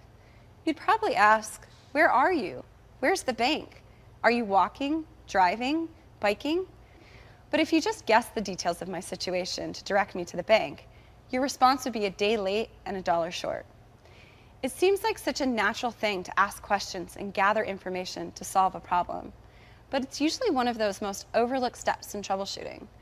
Troubleshooting is the ability to diagnose and resolve a problem. One of the most difficult skills to acquire in an IT role isn't technical knowledge, but effective troubleshooting, whether that's helping someone face-to-face or remotely. It's not specific to the IT world either. We use troubleshooting skills every day. My car is broken. The light bulb went out. I feel sick. Imagine if you went to your doctor and said, I feel sick, and without any other information, he gives you a prescription for allergy medicine. Time to find a new doctor. While this might seem far-fetched, this can happen pretty often in the IT world. We're so in the habit of fixing things that sometimes we try to fix something without diagnosing it first. We're going to give you the tools you need to develop good troubleshooting habits. No matter how big or small the problem is, the first thing to do in troubleshooting is ask questions. There are a lot of factors that can cause a problem. You want to make sure you gather all your data before you start to tinker with it. Over the next several videos, we're going to demonstrate real-world, in-person, and remote troubleshooting scenarios. For the in-person scenarios, you'll meet Gail and Marty. And yes, we have another Marty joining us. But he spells his name with a Y, and I spell mine with an I. Confusing, I know. Please keep in mind these are not professional actors. We want to give you the opportunity to see how these different scenarios would play out in real-world settings.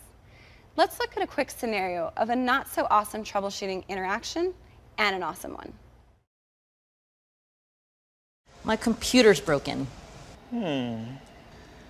Ooh, this looks bad. I think you're going to need a new computer. It's going to be about $1,000. My computer's broken. Ooh. Okay. Can you tell me a little bit more about how it's broken? Does it turn on at all? Has there been any damage to it lately that you know of? Well, when I hit the power button, I hear a ding, but nothing comes up on screen. Oh, okay. Can I take a look? Sure. Okay. Let me just see what's going on here. Ah, you know what? The brightness was turned down. These brightness buttons are a little bit fiddly, and it's easy to hit them by accident. So there you are. Great, thank you. You're welcome. If we didn't ask follow-up questions, we wouldn't have realized the issue was something as small as the screen being dim. So it's important that you're able to gather enough information to start troubleshooting an issue, whether it's big or small. With a little digging, we were able to understand the situation and effectively troubleshoot the issue. What's also really important to call out from this scenario is the tech didn't make the user feel silly for not realizing the screen's brightness was down. Can you think about a time someone made you feel silly or even dumb? It's a pretty terrible feeling. So don't be that person that does it to someone else. Remember, IT support is about working in the service of others. Always try to create a positive experience for the user. We'll deep dive into customer service later on. In the meantime, I'll see you back in the next video on isolating the problem.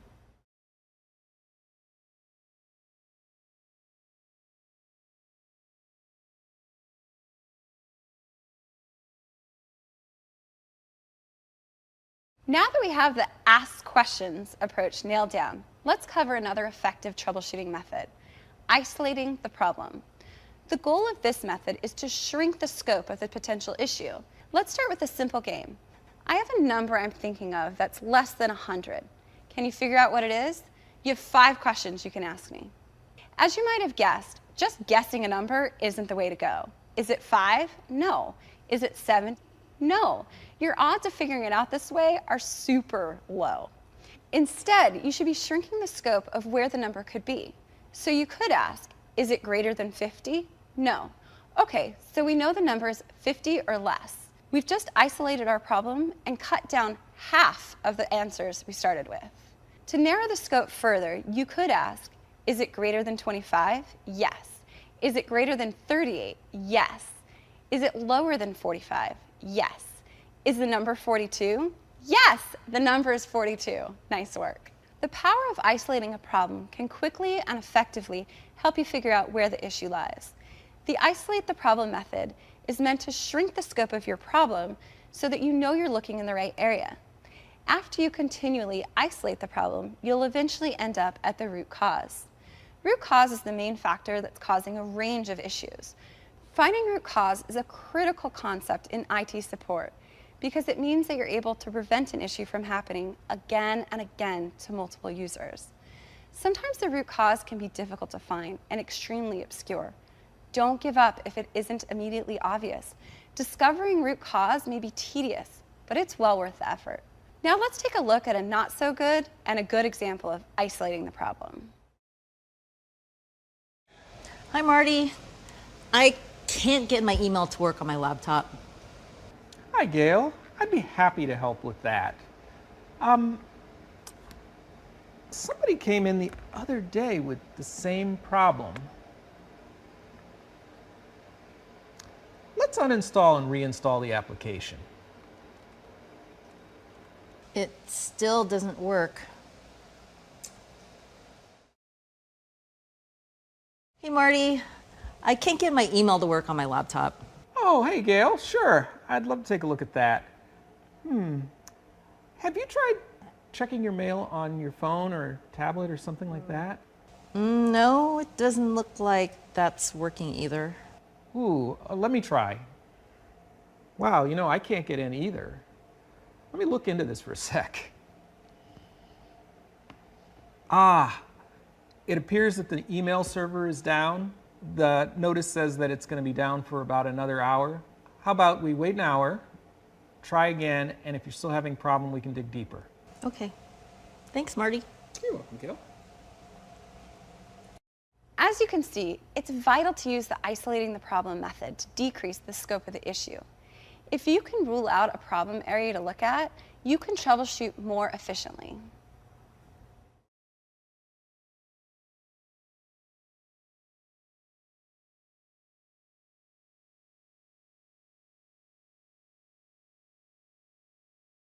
Another effective troubleshooting method is called follow the cookie crumbs. What purpose does this serve besides making me want to devour a cookie? Well, this method requires you to go back when the problem first started and work forward from there. You'd be surprised how much information you can learn from asking, when did this problem start? Can you help me with my phone? My FunCat app stopped working. Sure. Now, what do you mean by stopped working? Well, when I tap on the app, it starts to load and then it crashes. Well, take a look here. Okay, let's try reinstalling the app and see if that helps. It still crashes. I need my FunCat app. Can you help me with my phone? My FunCat app stopped working. Sure, I'd be happy to. Can you tell me a little bit more about how it stopped working? Well, when I tap on the app, it starts and it just crashes. Ooh, that's not good. When did it start? Have you changed anything since that time? Well, it worked last night, and I was playing around with it until it started to update, and this morning it just didn't work. It might have something to do with the update. Let me take a look into it. Okay, looks like there was a bug in the update. We can roll back to an earlier version and see if that helps. Oh, Cuddly and Peanut, I missed you. The user can give you information about what they remember, but the systems you work with can also offer insightful information. In the earlier lessons about operating systems, we talked about logs. Remember that logs are like your system's diary. They keep information about dates and events that happened on the system. You can dig through logs at the exact time that a failure happened, and you may find some defining events that could have caused your issue. We'll get into logs in more detail in another course. Error messages are super helpful indicators that can point you in the right direction. Lots of times, a single error will be lost in a sea of errors. It's best to start from the very first error, which may be causing a cascade of errors. By fixing the root error, you'll correct all the other ones in the process. Some errors don't require extra digging, like a 404 not found error you might see on websites that have been moved or deleted, or a permission denied error when accessing a protected file. Let's take a look at this log. I see an error message here at the bottom. Do you think it makes sense to try and figure out this error message and resolve it? You might find yourself spending all day trying to fix these little holes. Let's backtrack up the log a bit instead. Oh, look, we can see where an error first occurred. Let's try to fix this. And now our system isn't yelling at us anymore.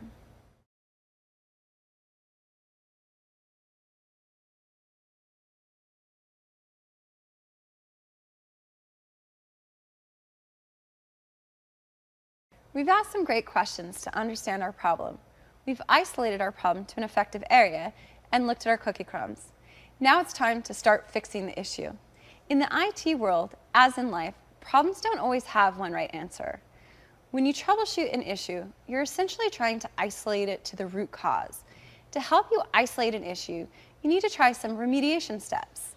If they don't work, then you can rule those out as the cause. So what's next? Here's where the start with the quickest step first method comes into play. We want to get to our root cause effectively, but sometimes there are multiple options we can use to isolate something. So how do we know which option to try first? It's pretty simple. Try whatever's fastest first. I'm having a really weird issue with my software. When I start it, it doesn't do anything, and I just installed it.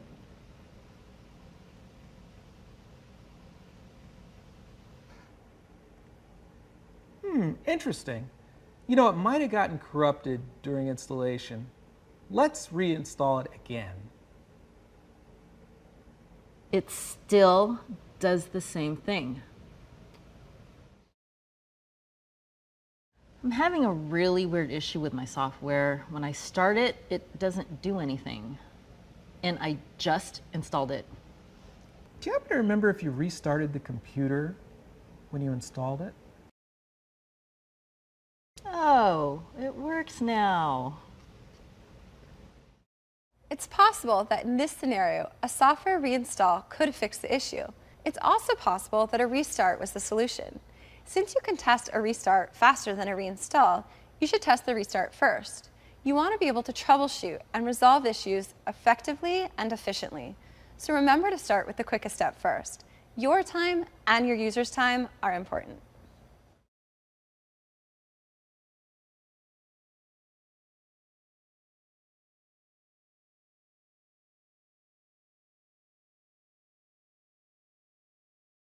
You've gained a lot of great foundational troubleshooting skills, but there are some common pitfalls that you should try to avoid in order to be at the top of your troubleshooting game. As an IT support specialist, you'll sometimes encounter the same issue over and over again. Before the next issue comes in, you may find yourself using your muscle memory to fix the issue. Pitfall number 1, going into autopilot. Make sure you don't default to autopilot mode, moving through issues out of habit and without careful thought. More often than not, there are small variables that change the problem you're seeing entirely.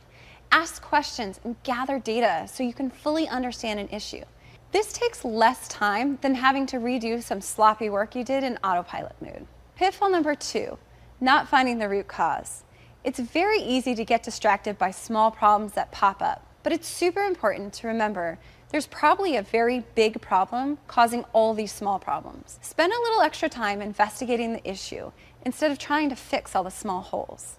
If you're trying to do a quick fix, it's tempting to wipe a system and start from scratch. This approach is kind of like using a hammer when a surgical scalpel might be a more appropriate tool. Let's say a user isn't able to access a particular website. Re-imaging the system isn't a great solve. It doesn't get to the root cause, and it doesn't help further your own knowledge. Investigating the problem a bit, testing out possible issues and solutions incrementally, and identifying the root cause can end up saving a lot of time and effort in the end, and it feels really empowering as an IT support specialist. And with that, you'll be able to go out in the real world and use your new skills to methodically troubleshoot an issue.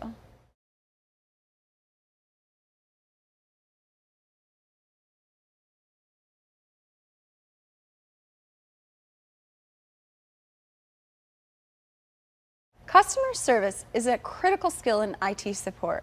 I can't emphasize that enough. You can have all the technical knowledge in the world, but if the user had a poor experience in the process of getting their issue solved, you failed. The techniques we'll discuss in these videos won't only help you with your users. They'll help you work better with your peers, your managers, and maybe even your own personal relationships. Keep in mind, these techniques don't work in all situations. The reality is that no matter how great you are at customer service, some situations don't have a good resolution. Plus, everyone is different, so you'll need to tweak your style when working with users. But the techniques we'll cover are intended to make your IT interactions more successful. In IT support, you work with users to fix technology and improve how people use it. To accomplish this, you need to develop a trust between you and the user. Lots of employers believe that good customer service also builds brand loyalty, which is a key to success. These lessons are meant to give you the foundational skills and techniques of how to deliver great customer service. Customer service practices can differ from company to company, so while we'll cover the key concepts of customer service in any IT support role, it's important to talk with your employer to understand the company's customer service approach. This will also give you an idea of how much freedom or restrictions you might have in the role. Spoiler alert, great customer service requires exhibiting empathy, being conscious of your tone, acknowledging the person you're talking to, and developing trust with the user. If you remember nothing else from this lesson, remember those 4 things. The most important of all of these is empathy. What's the difference between sympathy and empathy? People will say things like, sympathy is saying you're sorry, empathy is feeling sorry. That doesn't really explain it. So let's use an example to drive this home. If someone fell into a dark, damp, dirty hole, and you leaned over with a sad expression and said, "That must be a really tough situation," then you're expressing sympathy. You're sharing their feelings, but you aren't experiencing those feelings. If you crawled down into that dark, damp, dirty hole with the person who fell and said, "This is a really tough situation," then you're expressing empathy. You're able to see something from someone else's perspective and understand their feelings. The word choice between the two situations is very similar, but the action you take by looking at it from their perspective is what empathy is all about. Some days it's hard to empathize. I know from experience. Maybe you had an argument with a loved one before work. Then by the end of the day, you find yourself getting annoyed or upset with users. That's the moment when empathy becomes the most important, because anyone can showcase empathy when it's easy, but someone who persistently displays empathy will stand out as a kinder human and a more professional and effective employee. Once you have empathy down, you should think of your tone. Tone is historically thought of as how you speak out loud. In this technological age, when many of our interactions are over text and IT support is increasingly done remotely, tone isn't just about how you come off during an in-person conversation. It's expanded into how you write, punctuate, and even spell. If your tone is short or blunt, then the user will feel brushed off and devalued. But if your tone is friendly and curious, the user is much more likely to have a positive experience working with you. Be careful not to go overboard with the friendliness, though. It could be disingenuous. Communicating a good tone is a delicate balance. How you ask a question and how you respond to a user's question matters. Let's say you tell a user in an email, "Turn your computer off and on again and it will start working." They'll probably never respond, and your company may have lost a customer because the tone is just too short and pretty unfriendly. While it gets to the point, it doesn't leave the door open to a conversation. What if instead you wrote, "Please try turning your computer off and back on again. This should update the change we made and fix the problem. If that doesn't work, just let me know." It's a little wordier, but it has a better tone of asking versus telling. Inviting them back to connect with you in case the issue isn't resolved leaves the lines of communication open. Tone can be especially difficult when you're supporting someone in a different region or country. Make sure to familiarize yourself with the local style, whether that's more conversational or direct, and adjust your style depending on the audience. In this day and age of text and email, it's easy to ignore what someone says. If a comment seems like a dig or it's just too much information provided, we tend to shy away from responding. It's also really common to forget to tell the user what you're doing while you're troubleshooting. That might leave the user waiting in an awkward silence. Whenever possible, acknowledge the user. This reduces the tension that might build and helps you understand how you're working toward a solution. Let's say you're chatting back and forth with a user. You're asking a lot of questions to better troubleshoot the issue. The user is answering them, but also makes comments like, "Geez, I already answered these in my last email," or "I just want to know what's causing my problem." You choose to ignore this and continue on with your troubleshooting. You think you're close to solving the problem, and these side comments are just a distraction. But then the user stops fully engaging with you and only gives you half answers to your questions. Now you're not able to solve the issue at all. The user's unhappy, you're unhappy, and the company's unhappy. It's a bad situation. Instead of ignoring the user in that situation, you could have said, "I'm sorry for asking these questions. Sometimes repeating them will help new information pop up." Or you could have said, "Sorry for the repeat questions. I don't want to give you a superficial cause when we could fix the root issue and you won't have to chat with us again." This helps them to understand your method and become part of the solution. It's important to acknowledge your own actions if you think they might otherwise confuse the user. Let's say a user contacts you to fix something. After collecting some information, you go radio silent. What's the user to do? Would they ask if you're still there? Would they wait awkwardly until you came back on the line? How long would they wait before ending the call or saying something? How would they feel about their interaction with you? Pretty awkward. But what if you said, I need to do some research on this issue. Would you mind waiting about 5 minutes or less while I do that? They'd probably say sure and keep themselves occupied while they wait. They'd also feel more confident in your ability to resolve the issue. This leads to the most important thing to remember when working with people, and that's developing trust. This is easy to do if you have repeat users. They see you every workday. One bad day isn't going to stop them from trusting that you know what you're doing. But in a transactional user base, where the user only contacts the company once or twice, how you interact with each user each time is going to break or build that trust. Why is trust so important? Without it, the user could be difficult to work with and could even ignore your advice completely. Empathy and acknowledgement are a big part of building trust. Without these, you'll find it difficult to connect with the user. By seeing things from the user's perspective, you're more likely to find the solution that will help them specifically. This lets them know that you care, and they'll be more likely to be engaged in the interaction. It's also important to follow through on your commitments and promises. If you tell someone you're going to follow up in 1 hour, then be sure to make it happen. And if you don't, acknowledge the oversight and apologize. Be sure that any claims you make can be backed up. Don't make something up to a user because you think it'll help in the moment. Be honest with the user, even if you think they won't be happy about it. And never be afraid to admit when you're wrong. This might be the hardest thing to do with a user, but you'll find that your interactions are more successful this way. Being specific and empathetic with your apologies will give it more meaning. And remember, no one wakes up in the morning thinking, I'm gonna be a jerk today. While you shouldn't sacrifice your self-respect, do your best to give the user the benefit of the doubt whenever possible.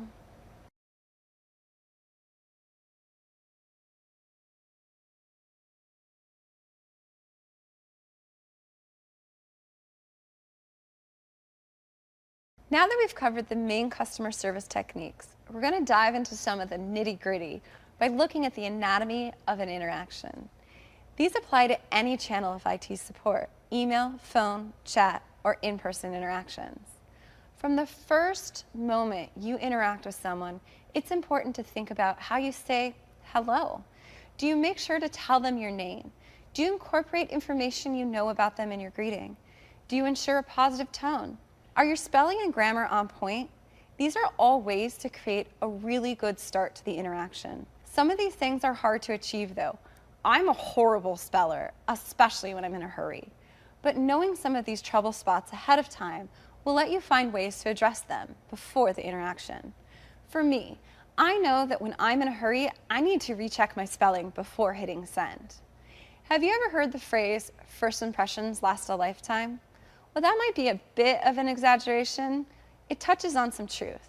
How you first interact with someone will influence how the rest of the interaction plays out. I'm not saying you have to be over the top, gushy, and nice. That might have the opposite effect. Just be professional, acknowledge the user, and show them some respect. Taking the time to get the interaction off to a good start will make everything that comes after easier. Let's check out 2 scenarios to see how this plays out. Hi, Gail. How are you doing? Not great. It's been a bad day trying to get my phone fixed. Oh, what's wrong with your phone? Hi, Gail. How are you today? Not great. It's been a bad day trying to get my phone fixed. Oh, sorry to hear that. Let's see what we can do to turn that around. Just by acknowledging their feelings and demonstrate your desire to help them, you've started to build a relationship with the user. Of course, you have to keep up the good work throughout the interaction, but laying the groundwork is an important first step. And remember that while you might have 100 issues in the ticket queue that need your attention, this is the only one that matters to the user. So show them it's your priority too. The next critical step in an interaction is how you respond to the user's questions. If they're taking the time to explain to you what happened, but you brush off their concerns by acting uninterested, things are going to go south fast. Remember to integrate the information you've been given into your conversation. This will show you're actively listening and can help them feel more connected to the interaction. Let's look at an example. Which one of these greetings do you think is the most effective? Greeting 1. Hi, Rory. How are you today? What can I help you with? Or greeting number 2. Hi, Rory. I hope you're having a good day despite your computer randomly turning off. Let's see what we can do to fix your issue. It's important to be transparent with the user. If they start asking you a bunch of questions while you're still troubleshooting, you can do 2 things. First option, you can ignore them because they're just talking out loud. Second option, you can pause and say something like, I'd be happy to answer all of your questions, but I want to look up this one first. I've written them all down though, so I won't forget them. If you say that, make sure to write the questions down. To really build a rapport, try to remember a personal fact they've mentioned and bring it up later. Maybe they mentioned they love cats. Later, while you're waiting for something to load, ask them if they have any cats or what their cat's name is. This shouldn't be forced, so if you're not the type to engage in small talk, skip it. Now you're getting to the point where you're ready to troubleshoot. Just make sure you clarify the person's issue before you start to troubleshoot. If you don't, you might find yourself going down a rabbit hole. Imagine that a user tells you their computer can't get online. So you look at the IP address, DNS configuration, and you start pinging things with no luck. Everything seems fine. Then, 20 minutes later, you find out their machine is online. They just can't access a particular page. Had you clarified this at the start, you would have saved yourself and the user 20 minutes. It seems simple to clarify the problem space, but it's often overlooked. Take this example. Thank you for calling. This is Leon. How can I help you? Hi, Leon. My computer isn't working. That doesn't sound fun. What do you mean by the computer isn't working? It won't connect to the internet. Do you have the corporate password for the Wi-Fi? No, why do I need that? In order to connect to the Wi-Fi in the building, you need to use the corporate password. Well, I'm not in the building. I'm at a cafe. That's odd. Your computer seems to be different than what we normally use. Can I get your name so I can look up your configuration? Ling Chan. Do you work at this company? No, my friend gave me the number. Problem solving is a super important aspect of an IT support interaction. Being an IT support specialist means that you could be asked about anything. Even though you aren't expected to know the answer off the top of your head, you should know where to start looking to find it. People are coming to you because they have a problem they can't fix themselves. Sometimes they feel self-conscious about asking for help, so be aware of how you probe for information. Pummeling the user with question after question will probably create frustration on both sides. Make sure to set context and explain why you're asking the question. Saying something simple like, in order for me to figure out what's really going on, I need to ask you some question, can make all the difference. When you're in person, things are a lot easier because you can see each other and read each other's expressions, but you might find yourself too comfortable. Imagine you're asking for help with your phone. You wouldn't want the person helping you to just take it out of your hands without asking. So make sure you tell the user what you're doing before you do it. If you're supporting a user remotely and need them to run some commands, don't forget to tell them why you need them to execute the commands. There's no need to go into a ton of detail, but without some context, you could strain the trust you've built. Make sure that when you're asking these questions or asking the user to run a command, you're really listening to the response. Those little nuggets of information may help solve the issue. The last 5 minutes of the interaction will set the tone for how the user feels walking away from the interaction. So make sure to end on a positive note. You might have solved their issue, but if they don't feel it was resolved or they're unsure of the next steps, then they're going to walk away feeling like it was a poor solution. So how do you make a good final impression? Simple. Reiterate the resolution, state the next steps, then ask the user if they have any questions.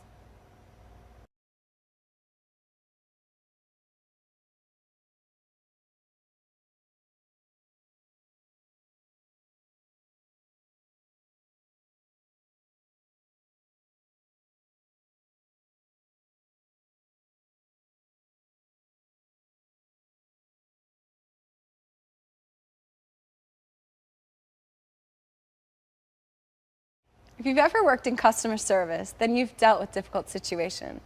The way you handle them in the food industry and tech world are pretty similar. But before we dive into that, we're going to take a step back and talk about the science behind what's happening in these situations. Let's say someone's yelling at you. Whether it's about an overcooked steak or a broken computer, your reaction to either will probably be similar. Your palms might be sweating, your hands might shake, or your mouth goes dry. Tunnel vision might kick in. These are all normal physiological reactions that happen in response to a perceived threat. This is part of our biological makeup dating back to the time when people hunted for their food. When you're being chased by a cougar, you needed your senses to be at high alert in order to keep yourself alive. Even though someone yelling at you isn't the same as a cougar attacking you, it can feel similar in the moment. Your brain is releasing a mix of chemicals and hormones to heighten your senses and keep you alert. Unfortunately, a side effect is that you may have trouble focusing on a specific task. Not ideal. It's in times like these that you might go on autopilot, where your body has a physical reaction and it's hard to focus. It's super important to recognize these moments and put a plan in place to reboot yourself out of the situation. Sometimes I feel this way when I'm teaching a class and someone is ignoring me. They just don't pay attention. I used to call them out on it, the fight response, but this never ended well.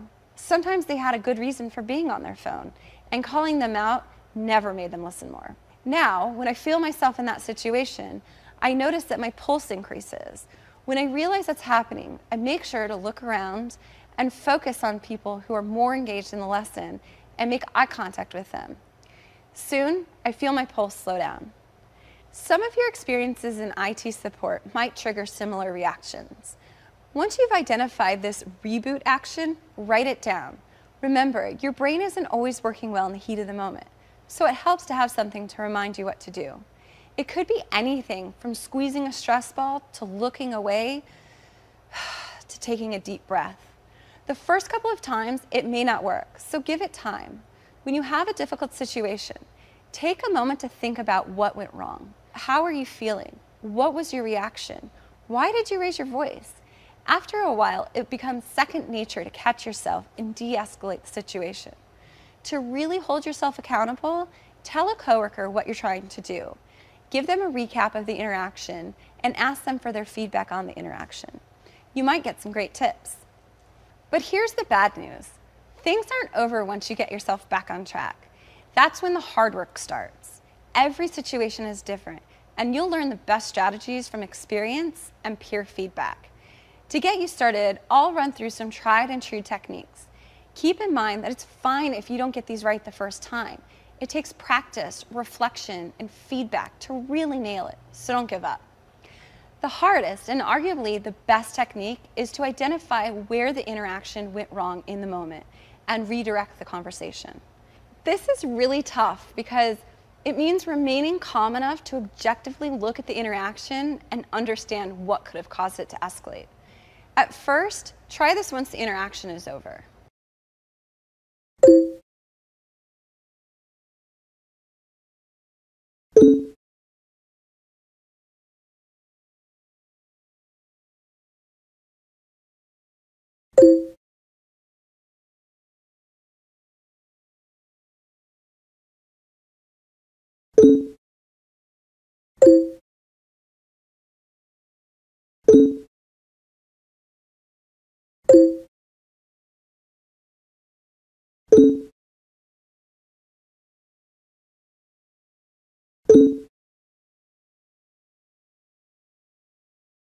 You start your chat with the user, and it's really pleasant and problem solving is happening. Then suddenly the tone turns dark. What caused it? Where was the misstep? Looking back, you might notice that the user didn't understand the question about what happens when he tries to sync his phone. And the tech just kept repeating it. The user gets annoyed and then starts typing in all caps, a clear sign they're irritated. In this case, the cause seems obvious. If the user didn't understand the question, then they probably got frustrated when the same question was asked over and over. If the IT support specialist had noticed this, they could have reframed the question and broken it down further.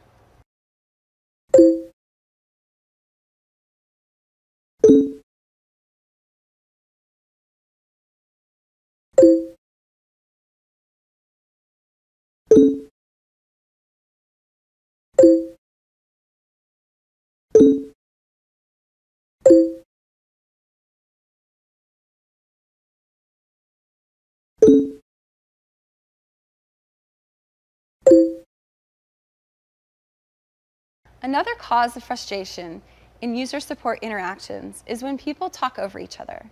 This usually happens over the phone, since there's sometimes a delay, but it can happen in person too. Typically, it leads to people talking louder and sometimes ends up feeling like you're yelling at each other. You've probably been in a situation like this with your friends or family. Everyone wants to talk, and the person with the loudest voice wins. How can I help you today? My laptop isn't working. I need a new one. I have meetings I need to go to. I can certainly look into this and see what we can do to fix it. But I want to set context that our policy is to only replace laptops if all other options have been exhausted. I don't need you to go snooping around my computer. Just give me a new one. Gail, I'd love to do that for you, but That's ridiculous. I'm a director. I should get a new one. I don't have time for this. I completely understand the urgency of the situation. Why don't you let me take a look at That's why I came. You need to fix it. It's important to try and identify why this is happening so you can course correct. In this case, you can simply stop talking to calm things down. Then pause for about 5 or 10 seconds to make sure they're done talking and start again. This might take a few tries before the user realizes what they're doing and gives you time to talk. Use that time to calm down and really listen to what the user is saying. Ask yourself, why are they talking over me? What am I missing? Then in those 5 to 10 seconds, collect yourself and think about what you want to say. How can I help you today? My laptop isn't working. I need a new one.